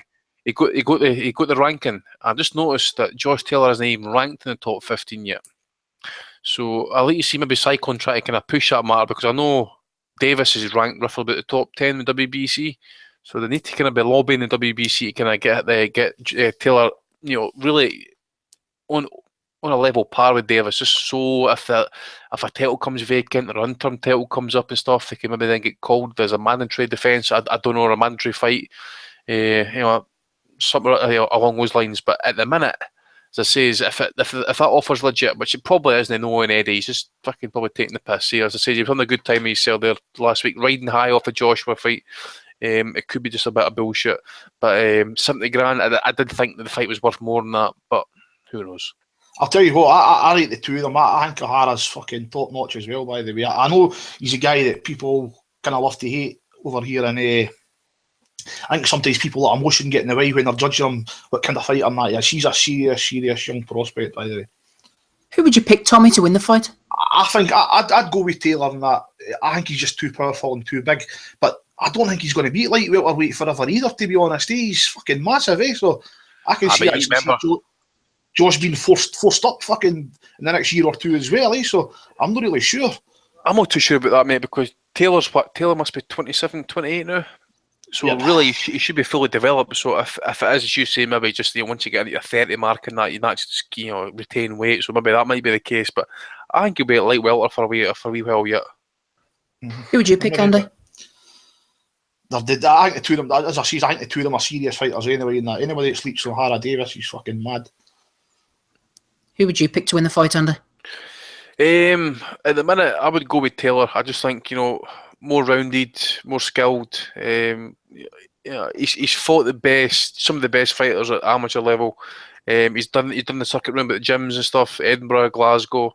He's fought some of the best within Scotland and stuff. He's been with the GB squad. I just think, at this minute in time, he's a fully developed, full-grown man. I just think he would be too strong for Davis. And we've never seen Davis with a prime opponent and someone who punches back in a southpaw as well. So I'll go with Davis. Maybe those stoppage, I think he maybe beat him wide on points. The pedigree's definitely with Josh, isn't it? Aye, definitely, mate. Give me a name, Smido, before I bring Hater in. Taylor or Davies? Taylor. Hater, what are you going to say? You unmuted yourself there. I have never even seen Josh Taylor fight, but I think Indongo will smash both of the pricks. Little UK hype job bums. I think remember back in the... Yeah. Go ahead, Andy. On you go. No, I was just going to say, somebody mentioned earlier, I think it was yourself, you mentioned about maybe it being on the pay-per-view undercard. Now, back in the day, whenever pay-per-view was being used, it would have been perfect fodder for like a co-main, no, not a co-main event, like a supporting fight for a Joshua fight. But Eddie, chief support, that's the name I'm trying to think of. But Eddie doesn't work that way, does he? He knows that Joshua's that big, or whoever the pay-per-view headliner is that big, that they carry the pay-per-view more or less on their own. He doesn't put fights of this magnitude as supporting fights. This will have to be a main event. Of course, mate. I mean, you saw it in the last, the Klitschko fight there. Everything, all that money, all that was put towards the main event because they were all, was it 8 rounders? Scott Quigg in some sort of title fight or whatever the fuck it was. So whenever you see Joshua fighting nowadays, the undercard's going to rival something like an undercard in Germany. Absolute fucking putrid. He could have put that Klitschko Joshua fight on, just on it saying we need undercard at all, and the casual wankers that turn up. Not one of them would complain, really, would they? And they'd still turn up. Right, Hater Dave, more home for you with this question. Robert Easter Jr. defends his IBF lightweight title against Denis Shafikov, to my knowledge, in Ohio on June the 30th. Have you got your tickets booked yet? No, but I'm thrilled that fight's happening. Wait, you said that's next week or no? No, June the 30th. Oh, okay, yeah, that was the fight I wanted to see. Being they both beat Richard Comey in a pretty close fights. From what I've heard, I didn't see the Shafikov Comey fight, but I was at the Easter Comey fight, and that was tremendous. That was a great fight. Do you watch much boxing, you Dave? Of course, I go to it myself. I was at my fight of the year this year is Badu Jack versus James DeGale, and if you recall, I was there at that fantastic card. So you see, I'm sure there was some fucking MMA on that night. You probably stayed here and watched that. Floyd and Heyman, they know how to put on a show in Brooklyn. I would like to go to a card overseas at some point, because maybe even Russia. Yeah, I fancy that, Dave. I'm up for that. Russia. So just keep me posted on that one. See if they don't get a fucking venue for the Golovkin fight by next week. I'm sacking that off. I mean, fuck this carry on, man. That should have been sorted out fucking months ago. I've got a funny feeling this could land up in Texas, to be honest. I've been thinking that myself, mate, but I'm not going to want to say too much. Yeah, 100,000 fans just after Wembley, blow hair in bits. It is in Texas. It is in Texas, isn't it? Isn't that the word on the grapevine? Apparently, it's been signed for Texas. Did you not know? Well, that's the rumours not going about as well, eh? But until it's signed and sealed, you don't know. But that's just to get the fucking. I think I will go to Texas. Andy, I thought you booked your hotel. I've booked the hotel, mate, but I've not booked the flights yet because I'm not too sure. But see, at the same time, right, I'm struggling to get the time off. I didn't really want to. I've got 3 days booked off. I didn't really want to be travelling all that distance for 3 days. At best, I would want to have at least 5, maybe a week at tops. But I'm struggling to get the other 3 or 4 days off in that. So, I don't know. I really don't know what to do here. But if as I say, if it's not signed by next week, and that, I really think about just sacking it off and maybe just. I'll wait and see what happens with this Klitschko Joshua rematch in Germany, or I need something to go to, but I don't know. I don't know Billy about it. Billy Joe Saunders, July the 9th, found it. It's good to save. Aye, but that's if he makes weight. That fight might get pushed back because he's. Yeah. Where is that fight? London. Copper Box. Oh fuck! I'm definitely not going to London. Like, you can suck my balls for that one. London's fucking. London's too much. I hate London, man. Money to fucking fighting. It's a shithouse. It's full of dickheads. I do as well. I thought the Copper Box is a good venue though. It sounded loud. It was really loud during the Olympics, wasn't it? I was there for a fight when Conlon and them were fighting on it. It was a good little venue actually. It was been a bit of a strange location. I think you had to walk quite far to get to it, but it was good venue. Exactly. Is it out in Stratford? I think so. I don't know London very well. I think it's Stratford, yeah. For the Olympics, wasn't it, or something? I think it was built. That's right. They had a good atmosphere because they actually sold tickets for that event, the Olympics. Mm-hmm. Right, we seem to have lost Mr. Smido. I don't know what's going on. He's ringing me off a different line. I don't know what the hell's going on. One of you guys removed me from the call. No, you and Smido both fell off. It kicks people off every now and again for some reason. Unacceptable. No, I know. First we kicked off Donny, then we kicked off you. Right, I had a question for Smido. I'm going to hit you with it instead. Tommy, it's about Jamie Cox, Housewife's favourite. Gary Michael Fortune says, who do you want to see him fight? Now, I know he has this fight lined up with Lewis Taylor for this WBA bauble, Tommy, but Mr. Fortune says, Obadiah Sai is still about him winning fights. I'm not interested in watching him Cox fight unless he gives Sai a rematch. That's the fight the fans want. Eddie should get Sai over here, get the fight done and put it to bed. Whenever I hear Jamie Cox's name, the only thing I think of is Obadiah Sai. I doubt his missus would want the rematch anyway, so this is the next big thing. That fight was at like middleweight, wasn't it? Yeah, it was a while ago now, wasn't it? Yeah. Aye. That was one of those kind of Hilton shows that Frank Warren used to put on, like the dinner shows. Yeah. Black tie show. I think we all know who won that fight, but anyway, Cox is quite talented, but he's just a major dickhead. I'd actually like to see him fight Paul Smith though for the right for a WBA title and that. You know how Paul Smith's got this title shot coming up. He's probably the most unworthiest title challenger of all time. You want to see Jamie Cox and Paul Smith fight for the battle of the dickheads? Jamie Cox is. Can you imagine? Just wait to hear his next fight. Wait to hear the Sky commentary, right? They're going to talk about Cox. He's so talented. Is this that next thing? But there's no really reference to his jail time, his fucking spousal abuse and all that sort of stuff. But if you want me to put if I was his promoter, I'd put him in with Kovalev or Joshua next or whatever. I just want to see the guy fucking pummeled to a fucking malt. He's a fucking prick. I'll tell you what though, if he beats Paul Smith, he suddenly becomes a fan's favourite, doesn't he? Aye, for 24 hours. For 24 hours only. Is Smith fighting this Tyrone Zuga then, or what? It's done, aye. It's fucking a disgrace. He's no fought at the weight for years. He's fighting guys with losing records. His last one at super middleweight was fucking 2013. Yeah, that's no right, man. That's just utter corruption. He's got a top 5 ranking with the WBA.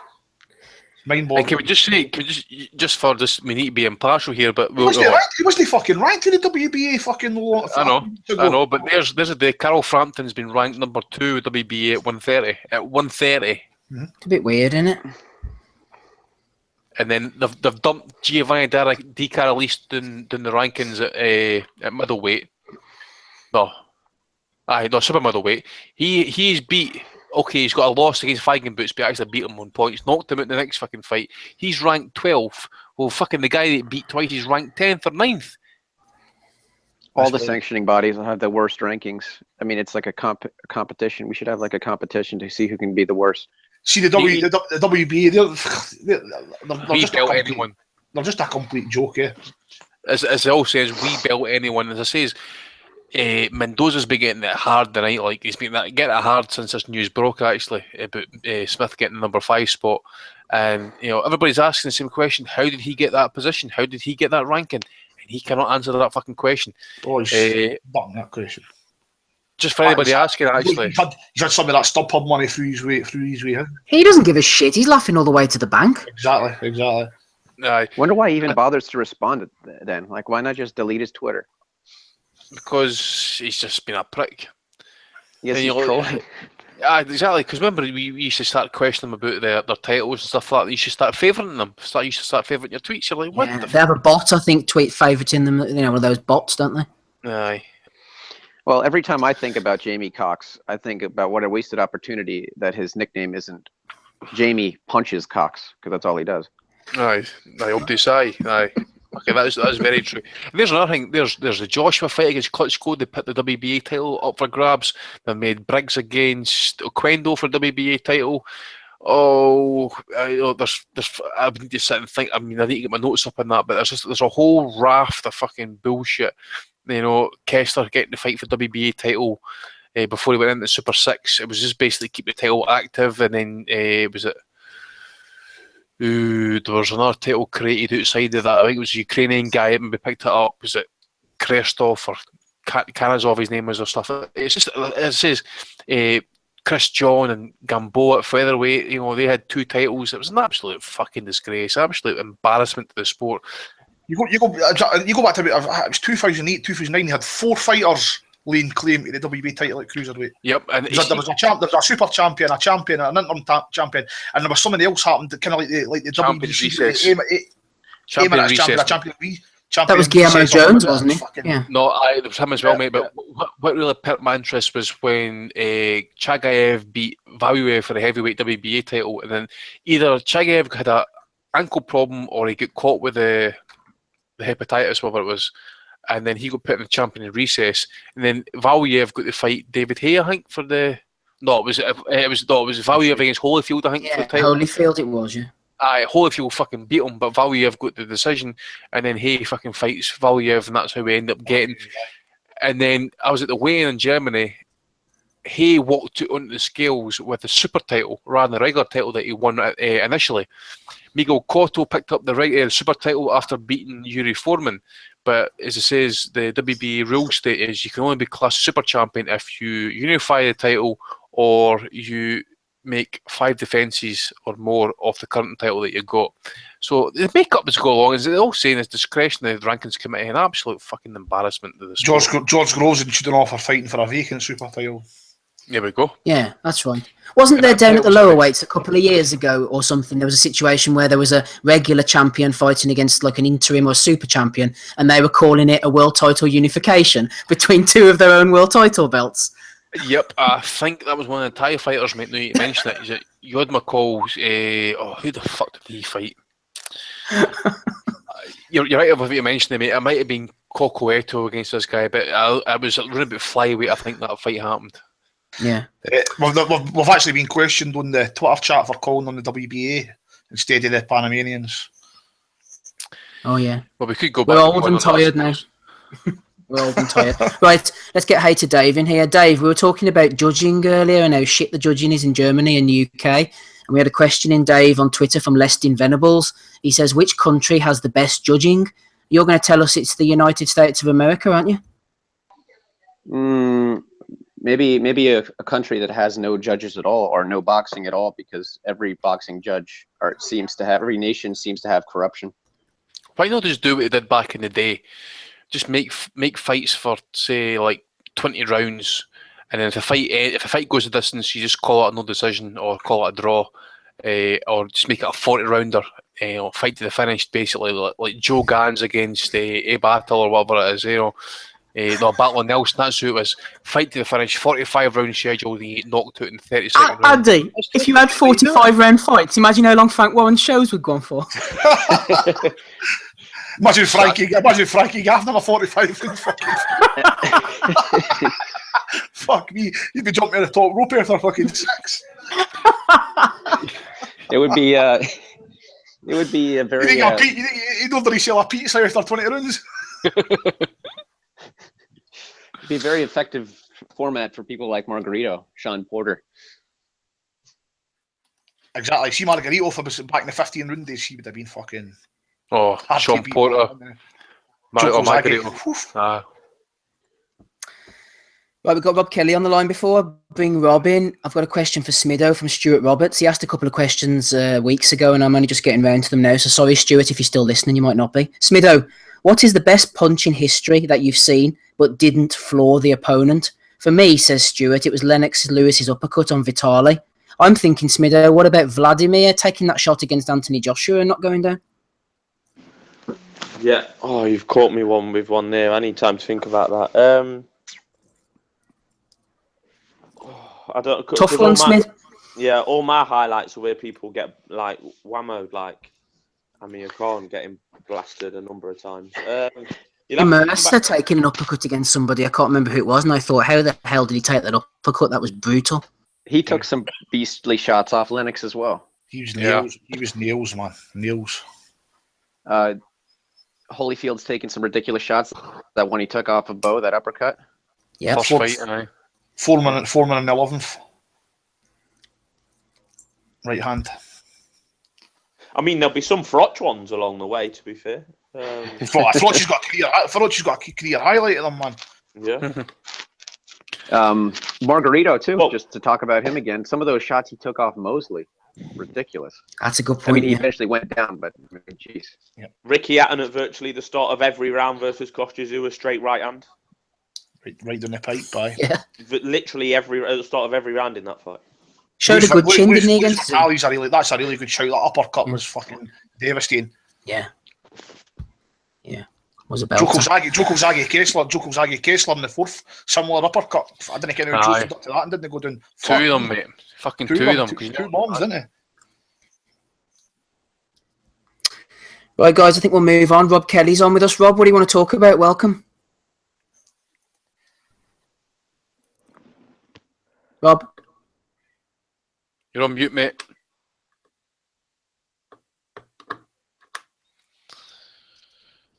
Rob?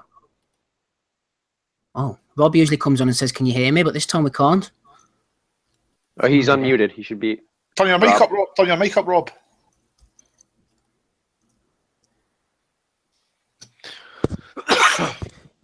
Oh, Rob's fell off the call. But yeah, we'll try and get him back on. Right, talking of heavyweights, Stuart Roberts asked a second question. Tommy, let's hit you with this one right in the face. Who had the best heavyweight career overall, the best heavyweight career, Larry Holmes or Evander Holyfield? Ooh. Oh, longevity. You've got to obviously get to Larry Holmes, but for names, you've got to see Evander Holyfield, haven't you? He's got Mike Tyson twice. He's got Riddick Poe. He's got, as we say, Ray Mercer. He's got... coming off the win over Tyson, he's got fucking... who else has he beat? Well, he's beat a few guys. He beat Larry Holmes and George Foreman. They were obviously over the hill on that by that time, but they were still good fighters. Oh, man, fucking... And somehow one of them, George, was... The John Ruiz classics. Fuck me. I'd put Larry above him. I think Larry's career's definitely underrated. And he's got the longevity as well. I think I've got Larry about 4 in my all-time rankings. No, 3 or 4, and I've got Holyfield about 8 or 9. So I've obviously got Larry Holmes. It's just his record, though. His record, okay, that was probably kind of like the end, shall we say, the the golden era heavyweights that he fought. Ken Norton, he's seen better days than that, but what a fight! I mean, that fight alone, Ernie Shavers, two dangerous punchers. Yeah. If you look at it when he won the Eliminator, he fought Ken Norton and it was Evangelista. Ozzy Ocasio, he wasn't really any good. Mike Weaver, he'd been running about. Ernie Shavers again. But then you look at it, Scott Ledoux, Muhammad Ali, Trevor Berbick. He went a distance with Berbick, didn't he? Jerry Cooney, Randall Cobb. I kind of feel sorry for Larry at the same time because he had to basically take the mantle over for Ali, and he worked at that time when Don King was really at his absolute worst in his corruption. Because some of these events he was putting on heavyweight fights, the guys who weren't even rated, he was paying guys off, and I got to feel sorry for Larry sometimes because he was really wanting the kind of big fights. He was calling for them, and King was shortchanged him and stuff. And I was really glad in the end that he's not been one of these kind of cautionary tale heavyweights. Because you always heard about these guys at heavyweights under Don King, they would lose their money, they would end up broke, depressed, and that. But Larry seemed to kind of kept his kind of faculties, kept his money, kept his businesses and stuff, and he seemed to have done no bad for himself. And plus, it says a lot about the man as well. Even though he shagged about, still got the same wife, and that speaks volumes at the same time. Andy, I'm not too up on this era. You mentioned Mike Weaver there. Was he the guy who got knocked out by Michael Dokes? Yep. That was I think it was running. I think it might have been a 15 round. I think that fight was stopped. Mm-hmm. Can't remember. I just remember seeing that fight years ago, back in the day. Mike Weaver. That was the first. It was the first round with Dokes, was it not? No, mate. Wait, no. It was an early one, wasn't it? Wasn't it a premature stoppage, and then they had a rematch over the 15-round distance? I've just got to shred up. That's what it was. It was the second fight. It was about the distance. Mm-hmm. He knocked him out the first time in the first round. He got stopped. He got stopped in the second round of that Joy the Blue as well. He was fucking shite. Joy the Blue. The thing with Larry, I wasn't agree either. But when you look at a young Tim Witherspoon and that, Tim Witherspoon was a tremendous young fighter. He's obviously got the wins. He's got the wins against Shavers. He's got Ken Norton. I think he's got enough. Berbick was all right. James Bone Crusher Smith knocked out Frank Bruno in the last round. He's Marvis Fraser. That was a fucking. I think that he beat Spinks the second time. I think he's a very underrated fighter. I've seen it for years. I think he won both these Spinks fights. I've got this. Mate, if you bear with me a second, I've got my scorecard here. They fights now. Shit. Sorry, Steve. Give me a second, mate. If I can find it. That's all right. While you're looking, go on, Andy. Go on. I've got the first fight I had at 145, 140 to Spinks, and then in the second fight I had at 143, 142 to Holmes. Just by a point. Yeah. Holmes against Ken Norton was a brilliant fight, wasn't it? Oh, that last round. See if you go back and watch that fight, right? Go back, you'll see Sylvester Stallone and Roberto Duran standing ringside, and they're just standing on their feet and they're just staring at the ring. And Stallone's just, they were just transfixing it. What a last round that was. And I forget what fight it was. You talk about Holmes' grit, determination, and his absolute balls and will to win. There was one fight that after the round had finished, he actually walked back to his corner and vomited as he walked back to what fight was it? I need to go and check it out. Was it Tim Witherspoon maybe? He just vomited as he walked back to the ring. Just he gave up everything. Do you think he deserved the decision against Witherspoon? I know there's some controversy over that. I never saw. That could have went either way, that fight. Right, let's move on, guys. Rob Kelly's back on. Rob, how you sounding?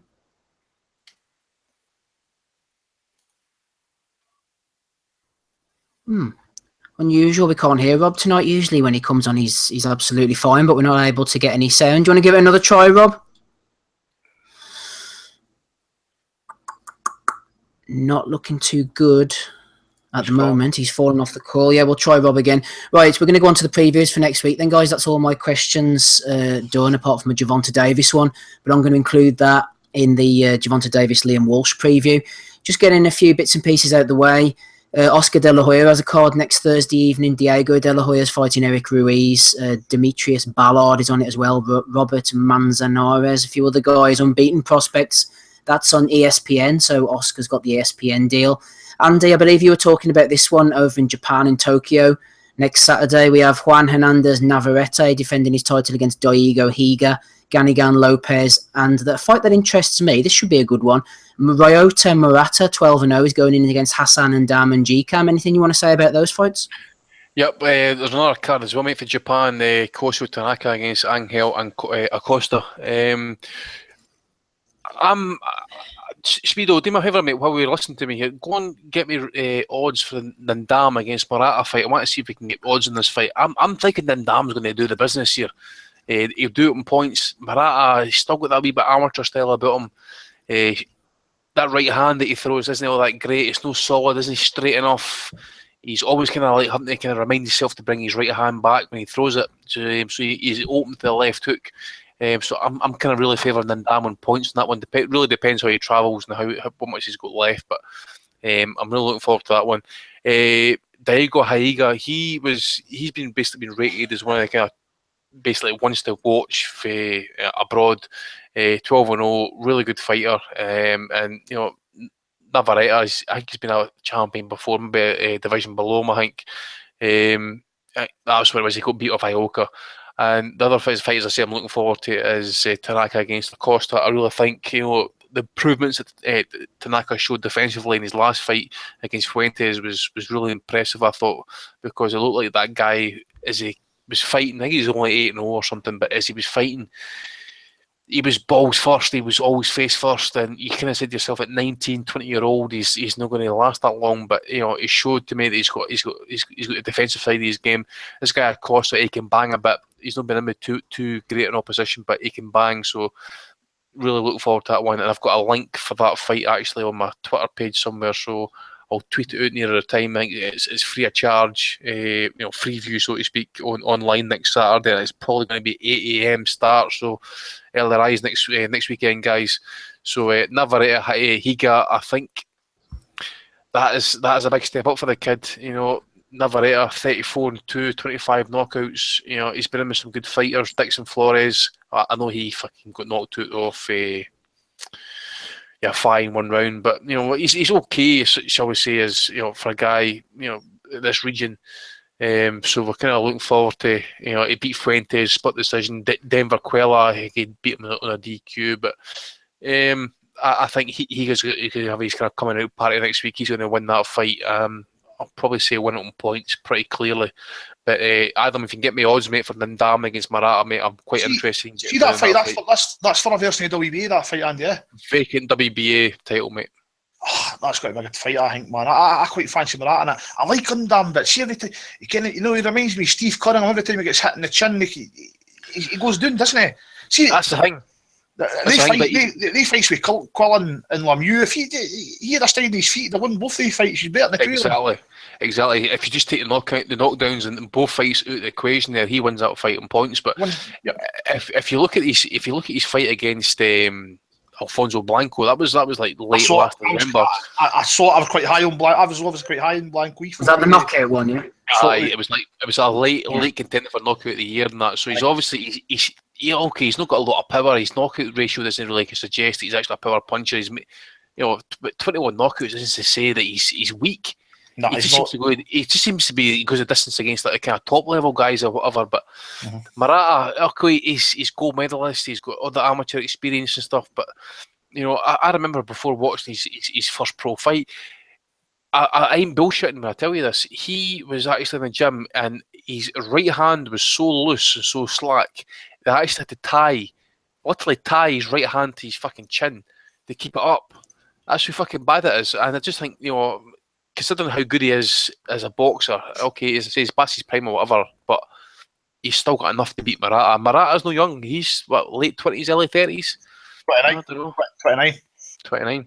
Smido's here. He's packing some odds. I quite like Murata. No, there's no odds for that fight yet. It's not up. Is this the show that Inoue is defending his title for the last time on, and Yagashi's on it as well? Or is that a different one? No, mate, I think they're somewhere down the line. Did you see that? What did you say there, Steve? Next week as well, no? I thought I saw it on Boxrec earlier. I should have bought it up, actually. All right, here we are, Sunday the 21st of May. 21st of May. Yeah, next Sunday, Yogashi's defending against Milan Malindo, and Inoue's having his last defence before he moves up against Ricardo Rodriguez. Here, I read somewhere that Inoue was going up to fucking lightweight. Is that right? I don't know. It's a bit of a jump. Good. Well, Yogashi Malindo, I think, was getting trained by Freddie Roach at one point. That was the guy who got beat off Estrada. Decent wee fighter, actually, but doing weight. But Yogashi, he's another one, actually. I think he's ready to be taken. He's, what is he, 34, 35 now? He's been around a while, hasn't he? I'm surprised he's even still fighting. Well, ex-lineal flyweight champ, within the weight divisions, and obviously he got beat up off Gonzalez. There's no other way around about that. But he come back, picked up a title, Mendoza, and then a couple of fights, a couple of defences, shall we say, against Thai fighters and that. But he always seems to kind of struggle sometimes. I think this could be this time that he might lose his title. Right, I'm going to move on. Hey to Dave. Next Saturday night in Texas, Fox Sports 1, David Benavidez is taking a nice little step up against Porky Medina. That should be a pretty decent scrap, that one. What do you think? Yeah, it's solid. Medina, a lot of people actually had him beating DeGale. I didn't, but it was a competitive, close fight, and he's definitely improved. He's the guy who sparked Jalen Love, yeah? That's the one. Yeah, I like the guy. He's exciting to watch, and this should be a good fight. Benavidez is decent. I was there, watched him beat that Shirali Mamajonov. He was too small for super middle anyway. Shouldn't have been there. I think Benavidez is handled by that Emily Pandalakis, who was on Klitschko Joshua post-fight pod, so maybe should have got her on to talk about it. But I like the look of Benavidez, actually. Jorge Lara returns as well on the undercard against Mario Briones. We shall park that one and put it to one side. I'm going to go on to the big one as far as we're concerned on Box Nation, guys. Gervonta Davis against Liam Walsh. Looking down the undercard as well, we have Ryan Walsh against Marco McCulloch for the British title. Anthony Yarde finally steps into title contention against Chris Hobbs.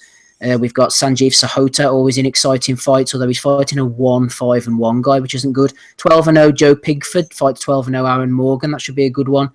Lucian Reed's on the card. He's highly thought of. Mitchell Smith, Boy Jones Jr. returns against a journeyman. Let's keep it to the top of the bill here. Tommy in the copper box. Gervonta Davis, Liam Walsh. A lot of people seem to think this is nailed on for Gervonta Davis. Even though I think he will win, I think Walsh will give him a few problems and won't be plain sailing for the first 6 or 7 rounds anyway. I'm actually one of the folk that think Davis is going to do a number on him, but to be honest, I rate Liam Walsh, and I think he's a really good fighter, and he's underrated. Still unbeaten in that as well. Could be a good fight for a few rounds and that, as you say, Steve, but I think ultimately Davis will break him down, and I think he'll get the stoppage. I'm really high on Davis. I like him a lot. I'm pulling for Liam Walsh, so I want to see him doing well. I've liked him ever since the Appleby fight. That was his very first fight ever on Box Nation. Great fight. Really high on him. Beat my man Scott Harrison, but I can't see anything other than Davis. I think speed kills, and it's going to be a long night for Mr. Walsh in there. Yes, Mido, Tommy just said at the end there about the speed, and that's the point I was going to make. Even though Walsh has the experience, although he's only had about 4 or 5 more fights than Davis. Before Davis had gone in with Pedraza, I think it was he beat, wasn't it? He hadn't really fought anybody of any note, but I think his speed, his accuracy, his vibrancy, it's going to be too much for Walsh, isn't it? He's going to be peppering him. Well, I mean, apparently they're from the money team, but the money team has been showed up for money by Frank Warren, who has managed to get him to travel over to defend the title that he won against Pedraza. But as you say, Steve, away from the Pedraza fight, which was impressive, definitely, there's very little on his record. Fight records before that: 25-18, 16-5, 17-4, 40-18. There's 3 debutants on Gervonta Davis's record. This will only be his 18th fight. So 17 fights and 16 KOs does look impressive on paper, and his last fight was impressive. But away from that, there's not a whole lot to talk about, to be honest. There is there's only one good name on his record. It's as simple as that. Whereas Liam Walsh is 30 years old now. He's only had 21 fights. He's had injuries, car crashes, you name it. I'm edging with you guys. I don't think he's quite good enough, but I think if he has got a chance to win a world title, and it's going to be against Gervonta Davis, he's on home soil. He's obviously significantly older. He's been around the block more than Davis. It's how Davis is going to handle it, and is he that good? Was it just the perfect opponent and the perfect performance on the night against Pedraza, or was that, as Tommy believes, was that a sign of a superstar being born? It could be either. It's a good. He did pick Cristobal Cruz away as well. Cristobal Cruz is usually tough and durable. I'll take your word for it. That was in 2015. So, yeah. Cruz was way past it by then, though, Smith. He was way past that, but he's usually durable. He's tough and durable. Yeah, that's true. Yeah, that's true. It's an intriguing fight because it could go either way. That Davis is he's either going to cement himself as an up and coming star of the sport, or Liam Walsh is going to prove us all wrong and finally reach what he thinks is his destiny at the age of 30 years old.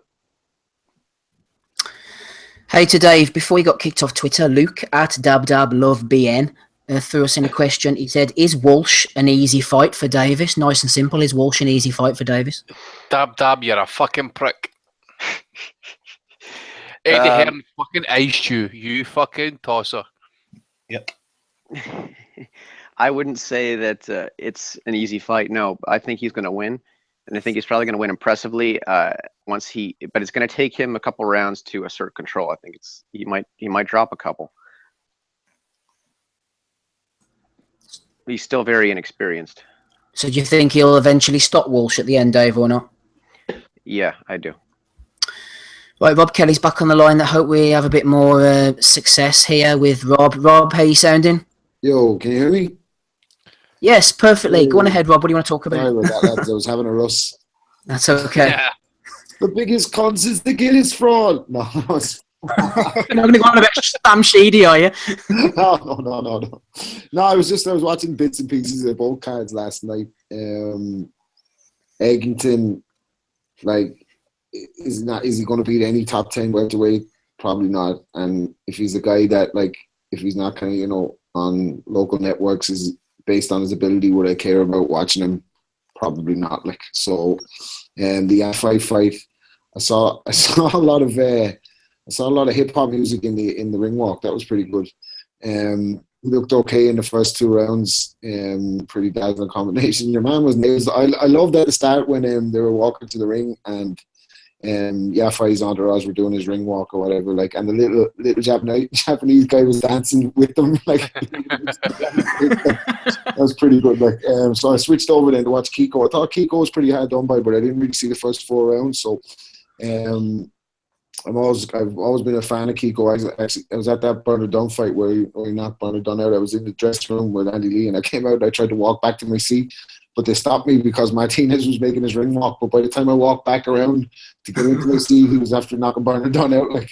But so I wanted them to kind of to pull it out. But Warrington, I don't know, he's not going to beat Cruz or anyone either, is he? So good, all right night's fights. I suppose a good finish in the Eggington one, but nothing to write home about. I heard you talking about James Toney actually earlier, and it irks me so much these days. Every word out of Kellerman's mouth is that, and I love Canelo, but he's like a James Toney the way he stands in front of you. No, he is not like a James Toney. If Canelo was fighting for another 20 years, he wouldn't be able to do the things that James Toney was able to do in the ring. So those kind of things irk me a little bit, but good to see that he's retiring on a high anyway. Yeah, he's retiring with a portion of the heavyweight championship. Unification. Is he retired? Joshua unification coming up. Did he officially retire? That was the word before the fight that it was going to be his last fight at least. I hope so. I hope so too. It hurts me to see fighters like James Toney, who was so great, lose to the likes of Big Daddy Brown and this guy in the prize fighter or whatever. You know what I mean? Lebedev beat him as well. Yeah. Rob, I asked Steve the same question. Would you pick Toney as the first ballot Hall of Famer? Yeah, I think so. I think off the performance against Bagley, Michael Nunn was a hell of a fighter. You can't forget that. To do that to him, it kind of, every time I think of Toney, I think of Jones too, because they were kind of the same, you know, like my favorite fighters from those era, and Hopkins as well. Like, but to see what Jones did to him when he was that good was kind of scary to see how good Jones was. And again, like, pathetic to see him still fighting you know, painful to see him getting knocked out week in week. You know, every 6 months is like another brutal Roy Jones knockout. Like, how many times we had to see it? It's terrible, but. Yeah, no, I would definitely say that James Toney, just from his ability alone, like, really, and the things he was doing in the ring, like that Barkley fight. I love to go back and watch the Barkley fight and the Jirov fight. I mean, he's gone up the weight and he's fighting against Jirov, but the shots he's throwing, like, and just sheer grit to keep going, I was amazing. Like, so yeah, for me, definitely, without a shadow of a doubt. Yeah, I was going to ask you, Rob, favourite personal Toney moment. Would you say Jirov, maybe? I'd put him, my favourite personal Toney moment is putting him straight as a first ballot Hall of Famer is his interviews with Jim Gray. Don't ask me no badass questions. Okay.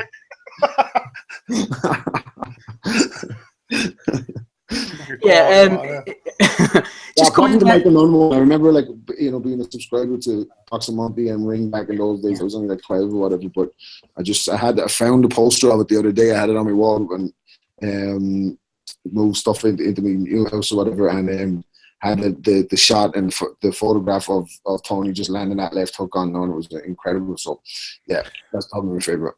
What about Burger King, baby? Burger King, baby. Not the Drake Thadzy fight, no. No. Oh, hey, was it Ricky Stackhouse? That fight was fucking AIDS. Oh my fucking word! And that who was the guy that beat him, but he got a decision anyway? And the guy retired after. Was it that Drake Chasita at light heavyweight? No, mate, it was at middleweight. He lost the fight. He really should have fucking lost the fight on points. Give me a second, I'll see if I can get his details. It wasn't Frank Tate, no? That was the Frank Tate. I think. No, I don't think he fought Frank Tate, did he? Here's just one for you, just while you're going over that. I know it never happened, like, and you know, another one of my favorite fighters, but who do you think would have won between Toney and D-Hop? Oh, I was going to ask that question. Yeah, there you go. There you go. Dave Tiberi. Dave Tiberi, aye. I've never seen that. What do you think? What year are we talking about here? Are we talking middleweights? It depends, does it? Yeah, I would say they're like 60. See, Hopkins never won a title at 68. That didn't he make a jump straight up to 75? So I don't know how good he was at 68. Apart from that, when they robbed him against Kazagi. I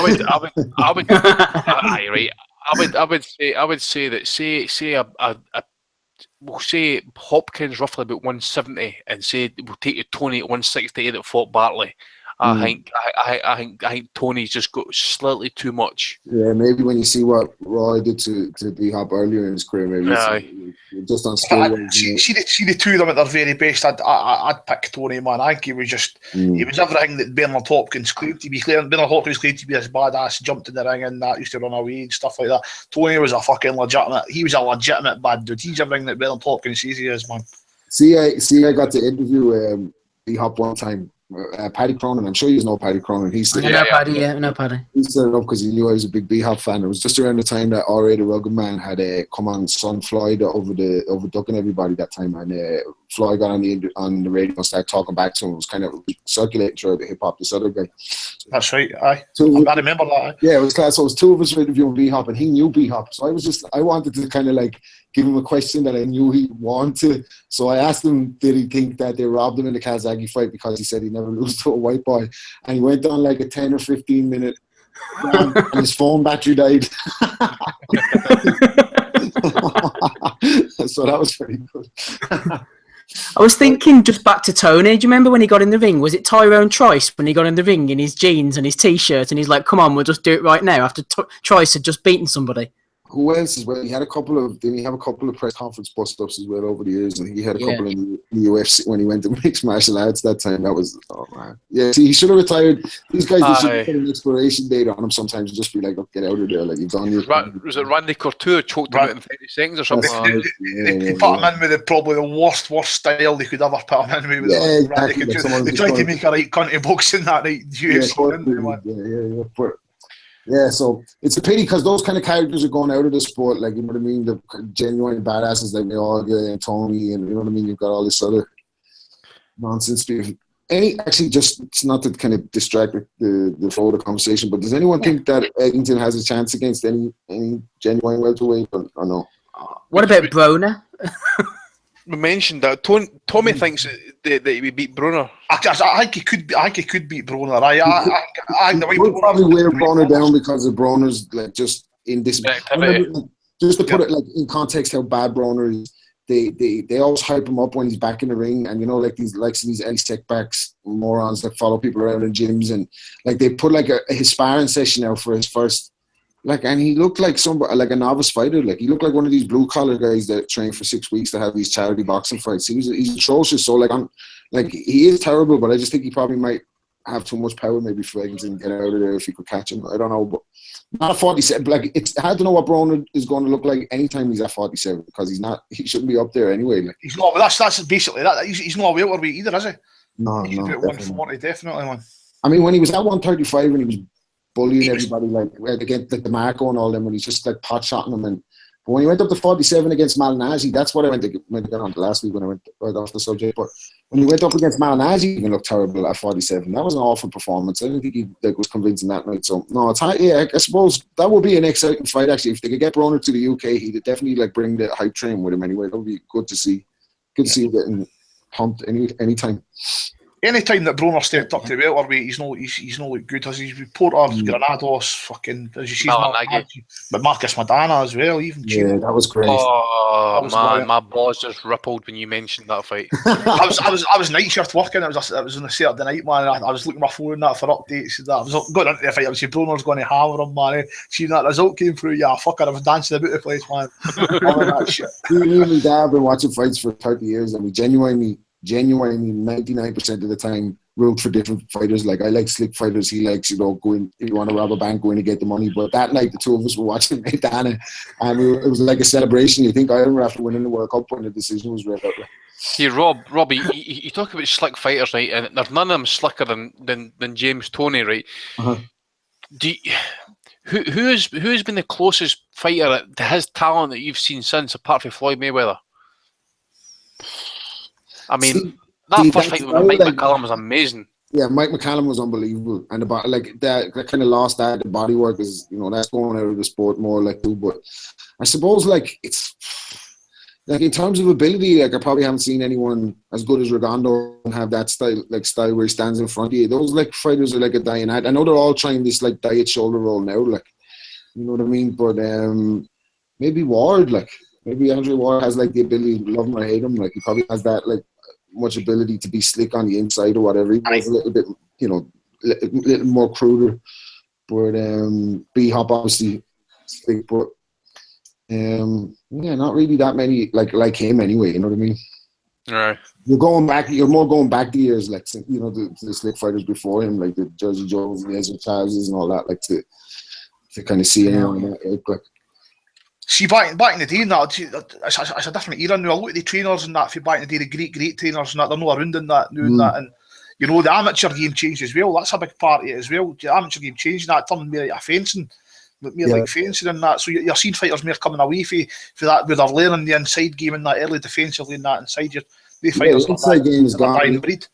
And I was looking at I was looking at some guy talking on Joe Rogan's podcast about Lomachenko, but he said the first time he'd seen Lomachenko was against maybe Gary Russell Jr. So he obviously didn't know too much about you know what I mean, if that's the first time he's heard of Lomachenko. But he said that in the gyms in the States now, they're all trying to coach like Lomachenko, so they're all like, trying to do the defensive style of coaching. Like, so I think like infighting is going to be a thing of the past pretty soon. You know what I mean?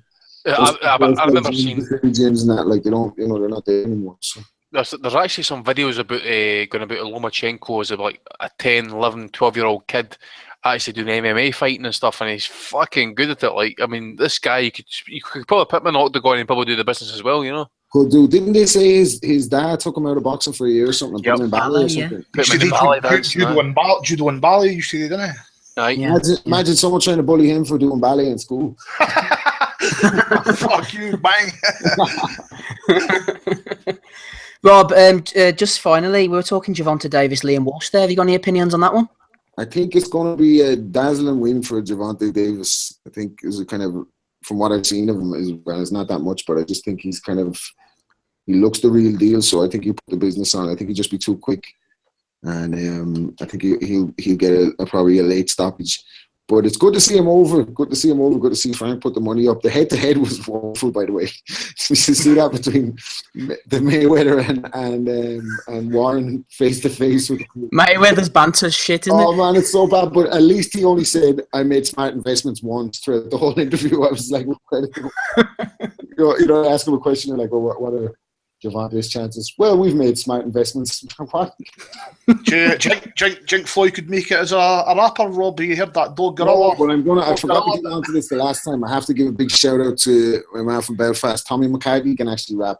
He sent me a WhatsApp. Yeah, Tommy can really rap. He can really rap. Like he's actually cousins with that guy Labyrinth that was on the Tiny Temple song. But yeah, big up Tommy. Tommy can rap, but the rest of them can stop. Everyone, Danny Garcia raps too. Anyone ever heard that? Oh man. Danny Garcia. Yeah, Danny Garcia and Adrian Broner were putting out an album together. I heard Bruno. No. Bruno's bad, but I've not heard Garcia before. I've seen Max Kellerman, mind you. Max Kellerman's pretty fucking awful. Oh, yes. Well, put it this way. Garcia makes Adrian Broner sound like Rakim, so... I'd rather listen to Oscar's ballads, I think. Do you remember that album? What was that joke Nazim Richardson made about Pacquiao, that he was so good at fighting that nobody could tell him that he was bad at singing, and they let him sing it?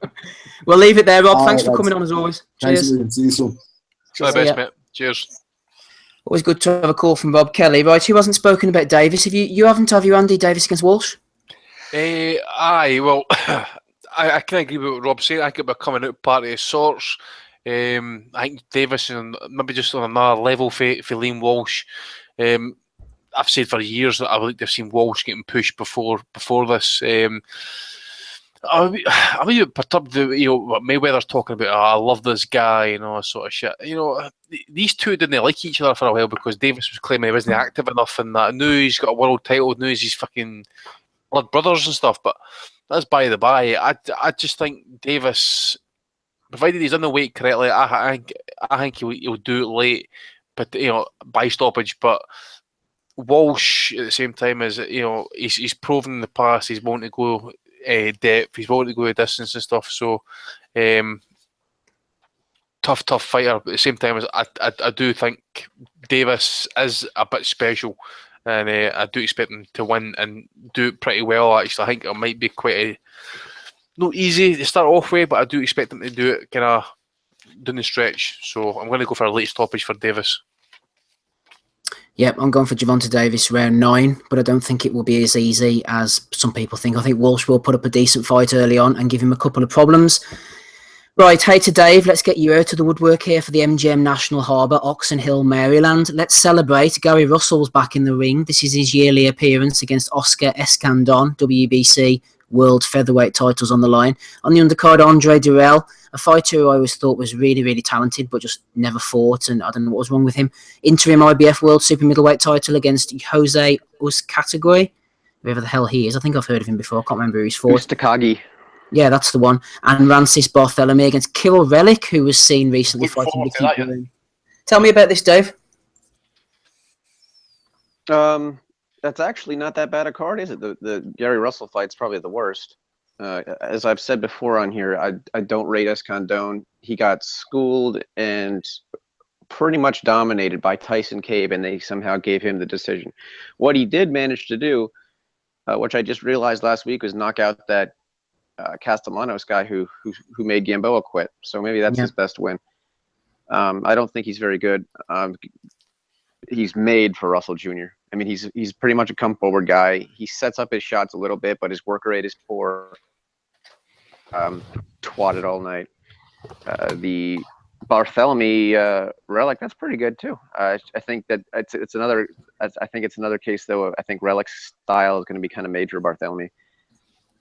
I think he's going to come in and get counterpunched quite a bit. And what was the other fight? Oh yeah, Durrell. Who's Takagi? He was in didn't he? Isn't he the guy who upset one of Julian Jackson's sons, who came in there with zero defense and zero fundamentals and just got absolutely busted? His only loss is to Matt Korobov. Do you remember him? Yep. Yeah. This wait, is Matt? His what's the side note? Has Korobov fought since he got iced by Andy Lee? That's a good question, actually. Let's find out, shall we? Yes, he has fought 3 times, including a win over Brian Vera, all 8 rounders. Wow! Oh boy, he's really making waves. I remember that we still had the forum back then. I was happened to We the had forum, these Tommy. crazy. Ben Wiseman's no stumping up the cash for it. We had these 2 like Slavic nationalist guys who hated pretty much anyone who wasn't Eastern European, and they said the superior Korobov will destroy Andy Lee, and then boom, Committee suicide. But anyway, we weren't talking about Korobov. We were talking about Ustakagi and Andre Durrell. Andre Durrell, I mean, he's a really good fighter. He got dropped hard by De Gale and still managed to make that a very close fight. I wouldn't mind seeing that rematch. It's really a shame that Durrell has wasted so much of his career just being inactive and I don't know, supposedly being brain damaged. No one really knows what really happened after that Abraham fight, but I mean, I think it might be a little late for him to reach the pinnacle at this point. But when that fight between Durrell, Andre, not his brother, who's not as good, when that fight between Durrell and Andre Ward was discussed, I think a lot of people were having mixed thoughts that it's a style that could have given Andre Ward problems. I think he has so much potential, and I hope to see him do well, but I don't know. I favor him in this fight. Probably a close decision, actually. I think Ustakagi's decent. Tommy, anything that interests you? Gary Russell hopefully should get the job done against Eskandon and then look to unify, but in reality, we probably won't see him again for the next year or so. Exactly, man. He's got in this opponent, and that comeback fight, somebody that he really should look good against, and he's just going to fucking disappear again, isn't he? I like Gary Russell. I think he's a talented fighter, but I don't know what goes on with the guy. He's pretty similar to Andre Durrell we're talking about here, isn't he? He should be, he should be one of the main stars in American boxing and that, eh? But he should be fighting at least twice a year, maybe 3 times at his weight. Twice a year minimum at least. I like to see a fighter fight 3 times a year, a world champion fight 3 times a year, but twice a year we'd accept that for Gary Russell, wouldn't we? The way he's got on just now, but he should definitely win, and he should definitely win by stoppage. But I like the Durrell and Utigea fight. I think it'll be a crime if Andre Durrell goes through his career and doesn't win a world title, man. He's too good not to win a world title. He should win that fight. He should win it a decision. But I like the 3rd fight on the card the best, as we see, Ranfis Barthélemy against Kyle Relic. I think Barthélemy might be the number 2 lightweight in the world behind Mikey Garcia. I think he could beat Jorge Linares. But this Relic done really good against Burns. I class this as I think Relic won the Burns fight. I class this as a step up in class for him. So we're going to really see what he's made of. But I'm high on Barthélemy. Did Relic fight Burns at 140 then? So is lightweight his natural weight? Yeah, this is his natural weight. It's eliminated for WBA title. This one. See, to be honest, Relic and Burns are both lightweights, so aren't they? Aye. Yeah, but as I said, I'd Relic winning that fight. I'd win in 7-5, so that. But I'd class as a step up class for him. Barthélemy's a real test. I think this is getting fought at 140 as well, to be honest, wasn't it? Alright, so it's an eliminator, mate. Aye. It's an eliminator for a world title fight. Mm-hmm. And Gary Antoine Russell's making his debut at super lightweight, but putting that aside, there's 3 decent fights on this card. I think it's a pretty good card. On paper, Eskandon, as I said, I respect Russell's hand speed to be too much for him. Andre Durrell, Ustakagi. Again, depends what kind of shape, how Durrell turns up, I suppose, what kind of mood he's in. Durrell's one of the fighters that he can look amazing, but then just switches off for like rounds at a time and looks boring as fuck. Interesting, they made this an interim fight for the IBF title. I mean, the Gale's been active, and it's not like the IBF to be creating interim titles. Will someone remind me? I thought Barthélemy was the IBF champ at that weight. So how the fuck has Robert Easter Jr. again got the title? How's that happen again? Remind me. Probably some promotional shit going on, isn't there? Aye, because he's no moved up in weight or anything like that. Anybody on the chat, YouTube, let us know. I'm trying to remember how the fuck he ended up Hang on, getting that no, title. Easter's lightweight, isn't he? Easter's lightweight. This is at light welterweight, this fight, Andy. Yeah. So we've got- Bartholomew's light welter, isn't he? He was a lightweight, though. Maybe He that's was a what it super was. featherweight, too.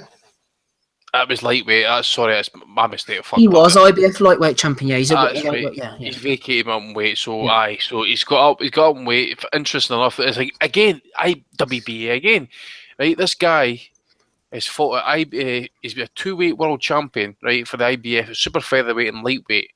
Now moves up to 140, and he's fighting Kiro Relic in an eliminator for the WBA title. So they accept all comers, you know. It's just fucking a joke. To some people's eyes, Relic beat Burns, so you know I think it'll be a really good fight. I don't know. I'm going to go with Bartholomew on points in this one. Relic, I dare say Hatton will be in his corner, I suppose, but Relic's pretty basic, I think. And you know, Bartholomew, I do expect him to beat him. Well, the old Cuban style, I suppose. So I'm going to go with Bartholomew. So decent card. Going to be a hard fucking week next week trying to catch up all these fights. Certainly is, Andy, because we've got Terence Crawford as well. Just before we go on to that, we've got a couple of things coming in on Twitter. Dab's been in touch. He says, why are you lot saying I was deleted from Twitter? I'm confused. He seems to be back again, everybody, so get following. Of course he's fucking back. The cunt's got mere fucking aliases and Elias Ramirez Sanchez, for fuck's sake. And also, McKetch has been on to us talking about the punch, the big punches that did not fight us down. Joe Frazier hit Jerry Quarry with a left hook in the 4th round that would have killed most men. So good shout from McKetch there, regular contributor. Go and watch any fight any shots get landed on George Chavallo, and you tell me that guy, what a fucking chin, by the way, for a heavyweight. Fought everybody as well, didn't he? Oh, what? Yeah, he had a tough life too, didn't he? Didn't 3 or 4 of his sons all commit suicide, wasn't it? I think some of them died with heroin and suicide. His wife, I think his wife might have committed suicide as a result of one of the sons dying, and then Tommy says heroin was involved, and like a couple of suicides in there as well, eh? That was Chavallo, not Quarry. No, we're talking about Chavallo, yeah. Tommy Chavallo, aye. Dave taking one on the chin there. Right, Dave, more to home. Let's get on to your type of thing here over in New York, Madison Square Garden. Terence Crawford defending his WBC and WBO straps against Felix Diaz. Not much on the undercard from old Bob Arum. Raimundo Beltran against Jonathan Maicello. Not interested in that. Some tough names to pronounce. Let's see how we'll get on with these. Konstantin Ponomarev and Fazlidin Gaib Nazarov. Shakur Stevenson's on that as well. Tell me about Crawford against Diaz, Dave. This is a great fight. A lot of people, unfortunately, won't be too familiar with Diaz because he was on the undercard against Lamont Peterson. That was his biggest fight to date, I believe. And I thought he won that fight. I thought he won it pretty clearly. I thought he schooled Peterson down the stretch. I think Crawford will win. I think the size is going to be a factor here. Crawford's going to be lengthy as hell, and Diaz is a pretty short guy for the weight. Pretty short arms and in height. But he has very good head movement. He sets up his shots really well by slipping underneath the tall guys and winging overhands, really speedy shots. He's a live underdog here. Wouldn't be surprised to see him hurt Crawford a time or two. Take some rounds off of him for sure, I think. I think ultimately, though, it's probably going to be maybe an 8-4 decision for Crawford. From either man would be very impressive. I'll just weigh in there, Steve. Sorry, mate. Just a couple of guys on the undercard there, like Konstantin Ponomarov. I'm sure he's highly ranked with the WBC. And the guy, is it Gaibin Nazarov? I think he won gold at the last Olympics as well. Yeah, he's a highly touted amateur, I think, isn't he? Aye, definitely. But one thing I want to throw out there actually is just keep an eye on the weigh-in this coming Friday, just to see what kind of shape Ray Beltran's in, right?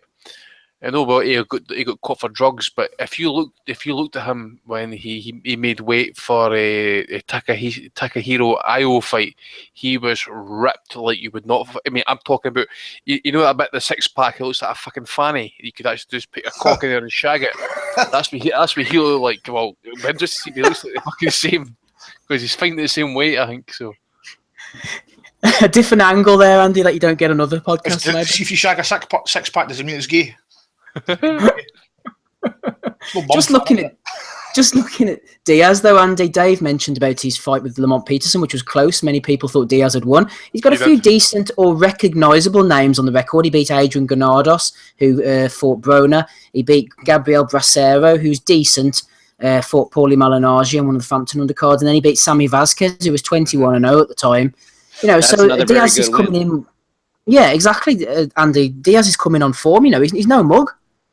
He is no mug, mate. I mean, his amateur record speaks for itself. I mean, he beat one of the was that Thai fighter's name again? Was it Manez Bono something? I forget his fucking name, but and he's lost to Mario Kindelan, who is probably one of the greatest Cuban fighters ever. But as you say, Sammy Vasquez, he was getting highly tighted. I think he might have been with Mike Tyson at one point. It was quite close in the cards, I suppose. But I just think Diaz is one of the fighters that kind of he switches off sometimes. Goes through emotions, doesn't he? Yeah, it's a bit like that. I think Granados, he should have really won that fight. Well, I know it was a majority decision, but it was mere a point that one of the judges got it fucking wrong. I think Peterson, I did think he beat Peterson. Again, the scorecards in that fight, it might have been because of a PBC card or whatever, but the scorecards were a fucking disgrace. And to say Sammy Vasquez was getting highly touted as well at one point. But I just think Crawford is one of the fighters. He's a special talent. He can do it all. He can fight inside. He can fight outside. Switch stances. Do it all. I just think this is going to be a step too far for Diaz. He's up in age now. He's not going to improve much, and he is what he is at this point. And Crawford, he's pound for pound basically, isn't he? So we expect my hand to basically handle him here, and then hopefully, at some point we get to see Pacquiao Crawford later on this year. Well, that's what we want, isn't it, Tommy? We want Crawford in the big fights, but in the meantime, this is a pretty decent one. I'm quite looking forward to this, actually. I'm not too excited about it. I think Crawford's going to win every round against him. I don't think it's going to be competitive at all. I don't think he won the Granados fight, and I think he beat Peterson. But let's be honest, I think any of these two guys even near the same class as Terence Crawford. Never. They're no. I think Crawford's going to go. He's going to put on a show. He's going to win every round. He's a southpaw. Crawford's going to take him apart. I wouldn't be surprised if it was a late stoppage. He's going to hit him with right hands all night, right down the pipe. I don't see a competitive fight here. And I've been looking at a lot of American people that I follow on Twitter, and that they seem to be quite high on this guy. And that I'm not saying he's a bad fighter. He's a good fighter, but shouting for a Terence Crawford fight, I think the guy's used it for. Just the way I see it. Fair enough, Tommy. Anything else coming up that anyone wants to discuss? Any points of interest before we move on to the value of the week and then get out of here? Spence Brook. What? Isn't Spence Brook next week? 2 weeks. 2 weeks. End of the month. End of the month. Je suis Spence. I swear, the boxing schedule I look at has it down for next week. What one is that, Dave? I don't know. I just have it linked on my computer. I click on it every time to see what's coming up next week. Just see if you're looking for fights. Now, just click on ESPN upcoming fights. Dan Raphael does a full fight list quite a lot. So he's not totally useless. No. Thanks for that, Dave. We might nominate you for Value of the Week, but we'll see. All right, go ahead. It's Mother's Day. I got nieces to watch. I got old people to Wage your nieces. entertain. Shout out to Cindy. She's around here somewhere. I gave her a card. I gave her flowers. Did all the good son stuff. Did you look at it? Jesus Christ.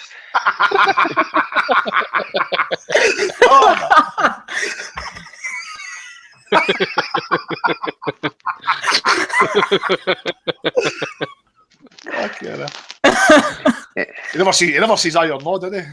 Andy Freud. Right, moving on. Value of the Week. The theme music now.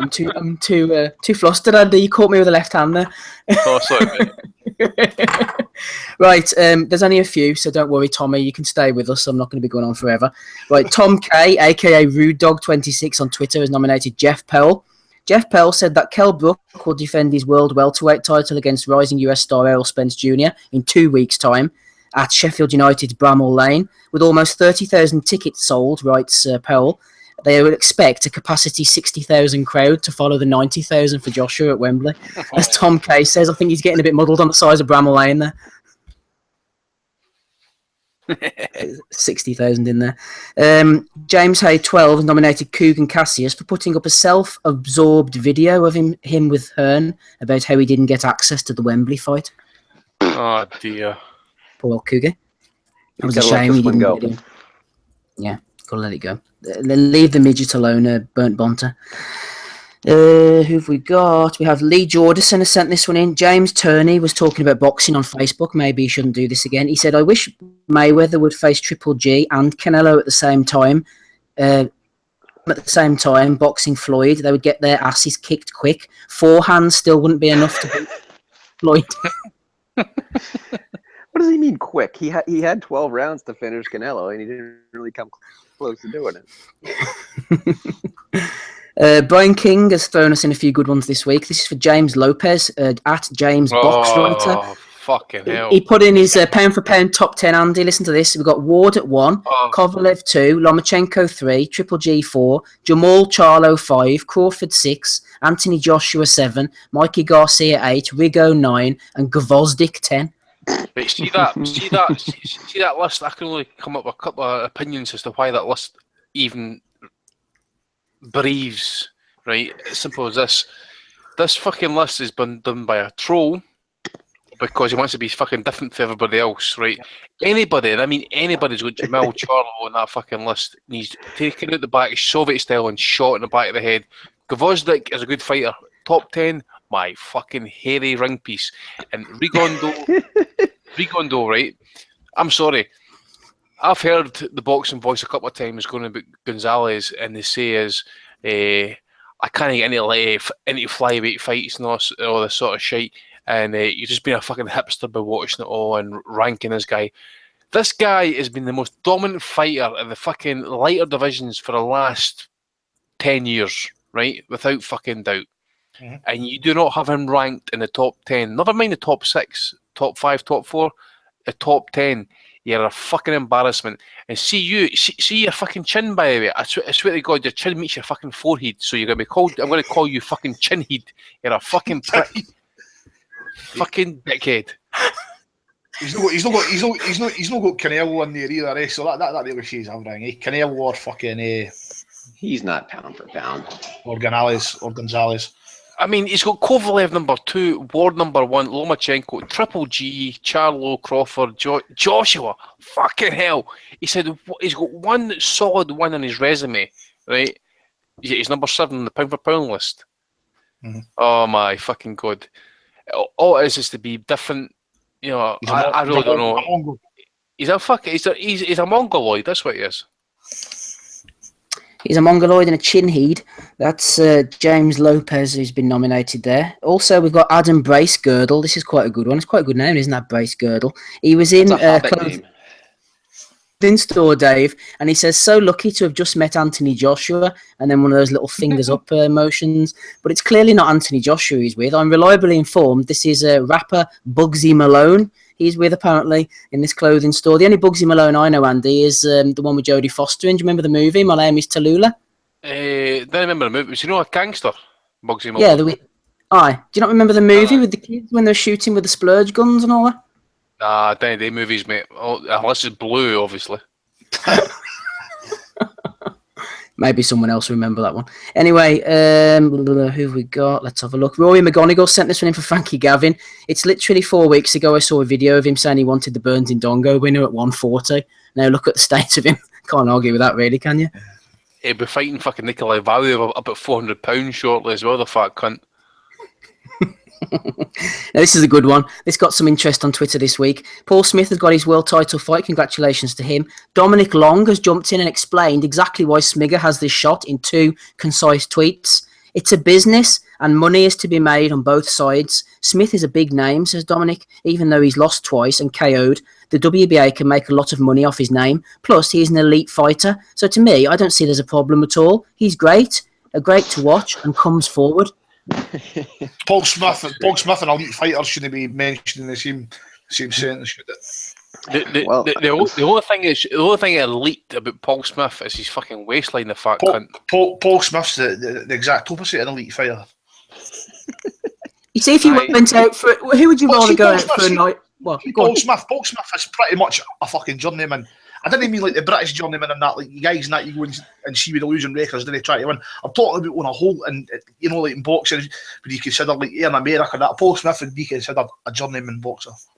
And he is a journeyman boxer. Tommy, here's a question for you. If you have to go out to a restaurant for the night with one boxer, Frankie Gavin or Paul Smith, and you have to pay the bill, who would you rather go with?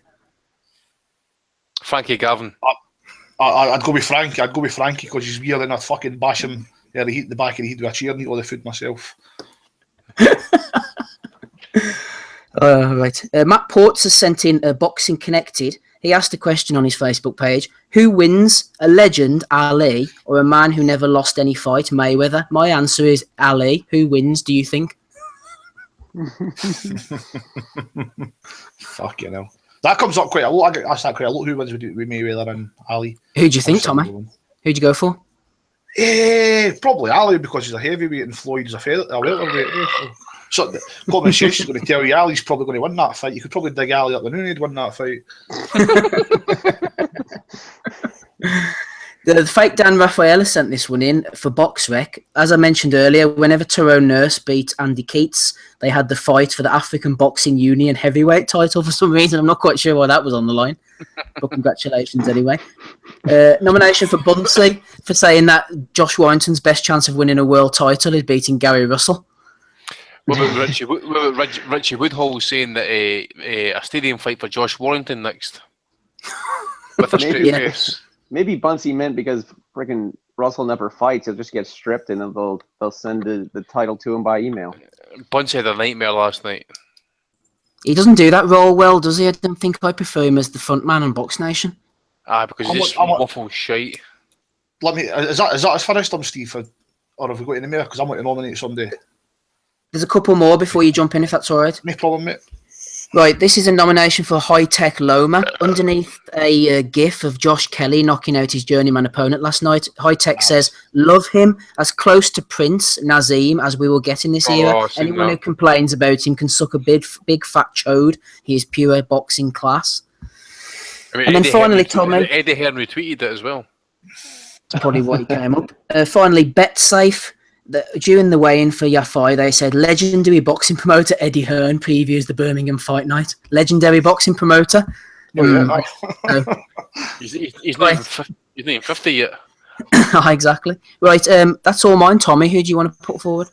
I want to nominate Emeka Bam Bam. That's his name on Twitter, right?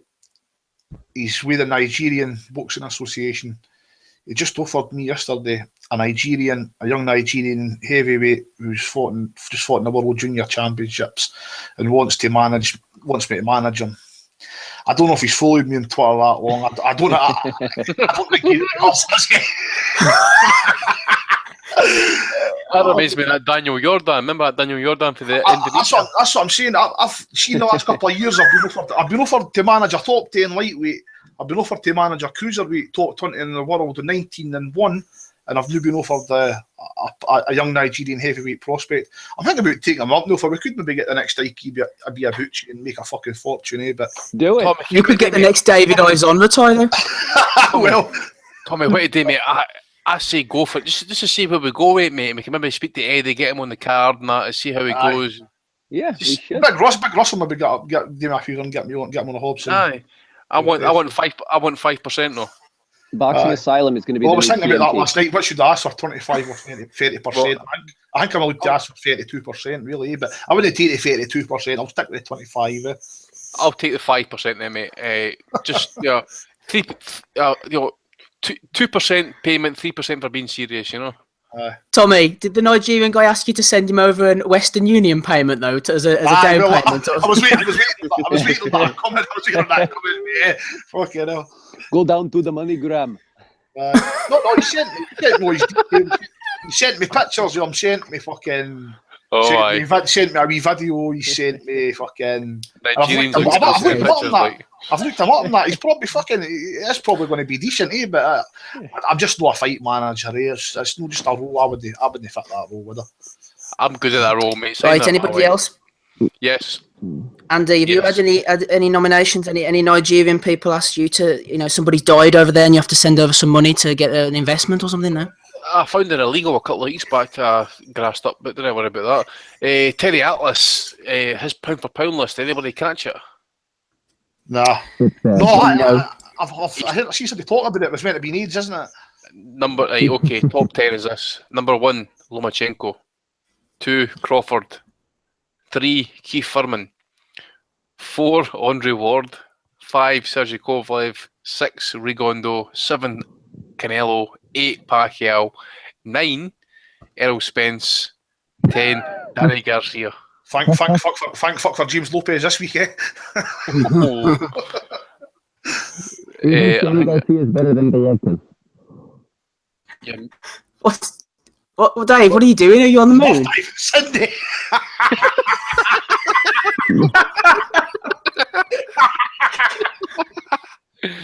Come on, No. Dave. Are you okay? No. Toilet. I just had a few beers. What? You didn't have Golovkin on there. Dave, I can't hear a word you're saying, mate. You're all muffled. Cindy's fat must taste some fucking muff, baby. You didn't have Golovkin on there. Oh, get in there. Have you got any nominations, Dave? Do you want to Morse code them to me? No, I got one. It's Oh, here we Oh, go. here we are.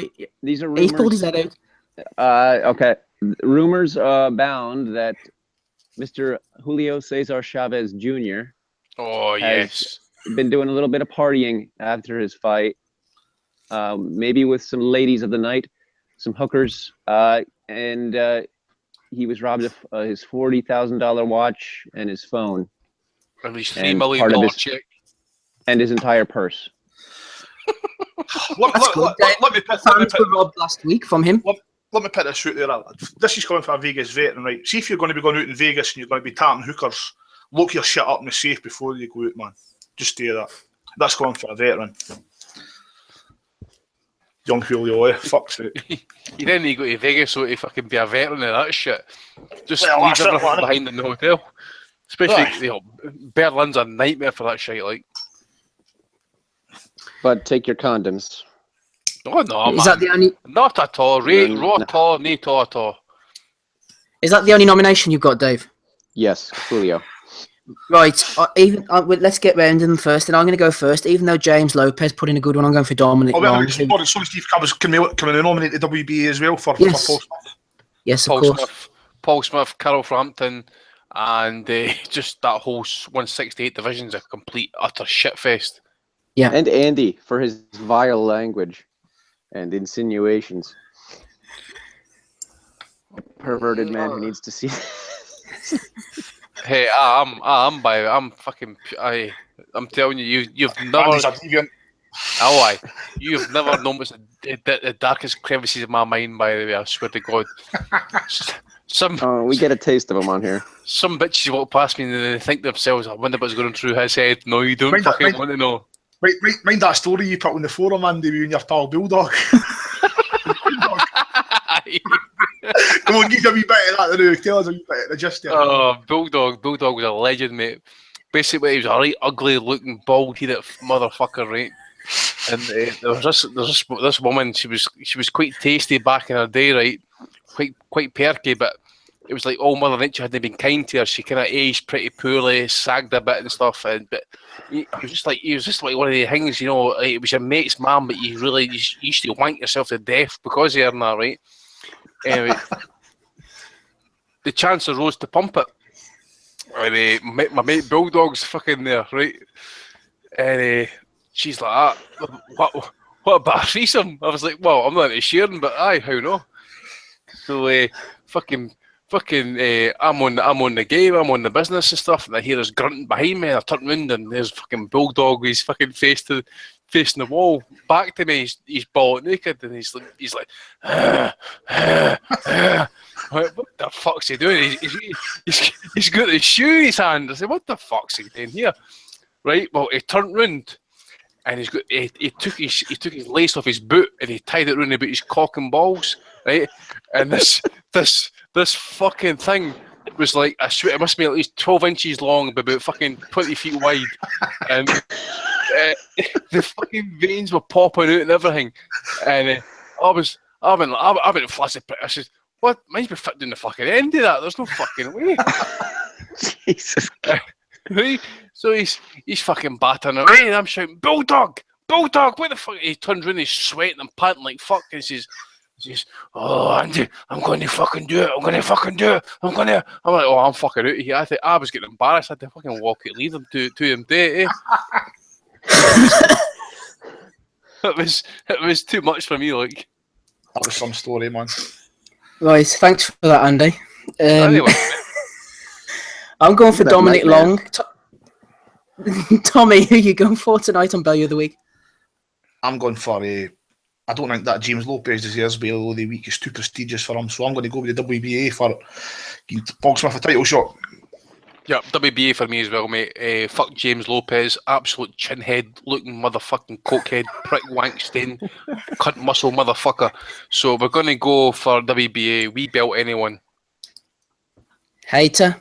I'll go with Julio. WBA then, can you do the sound effects for me, Andy? Now they've gone. Oh shit, mate! My phone's not in my hand, but we'll just go like that. That's okay. Well done to WBA. Right, let's finish this up then, guys. We've hit 20-11, so I think we've done pretty well tonight. Don't forget to tune in next week because we've got the big Kell Buck, Errol Spence preview. Although that's the following week, if whenever Dave, the Hater Lowback, comes on the call. In the meantime, don't forget to subscribe to the iTunes and the YouTube and all those things, and come and like the Facebook page. We'd love to see you over there. Anything I'm missing, guys? Anything you want to say before we head on out of here? Yes, Bulldog's cock was absolutely tremendous, by the way, I swear to God. I was, as I said, I had to leave because I was getting upset. I had to leave. I'll do. Thanks very much. Hey to Dave Lowback, Andy Patterson, Tommy the Guru Allen, Rob Kelly was on the call, Donny Baseball was on briefly, Adam Smith was on as well. We'll catch you all next week, guys. Thanks for listening. Cheerio.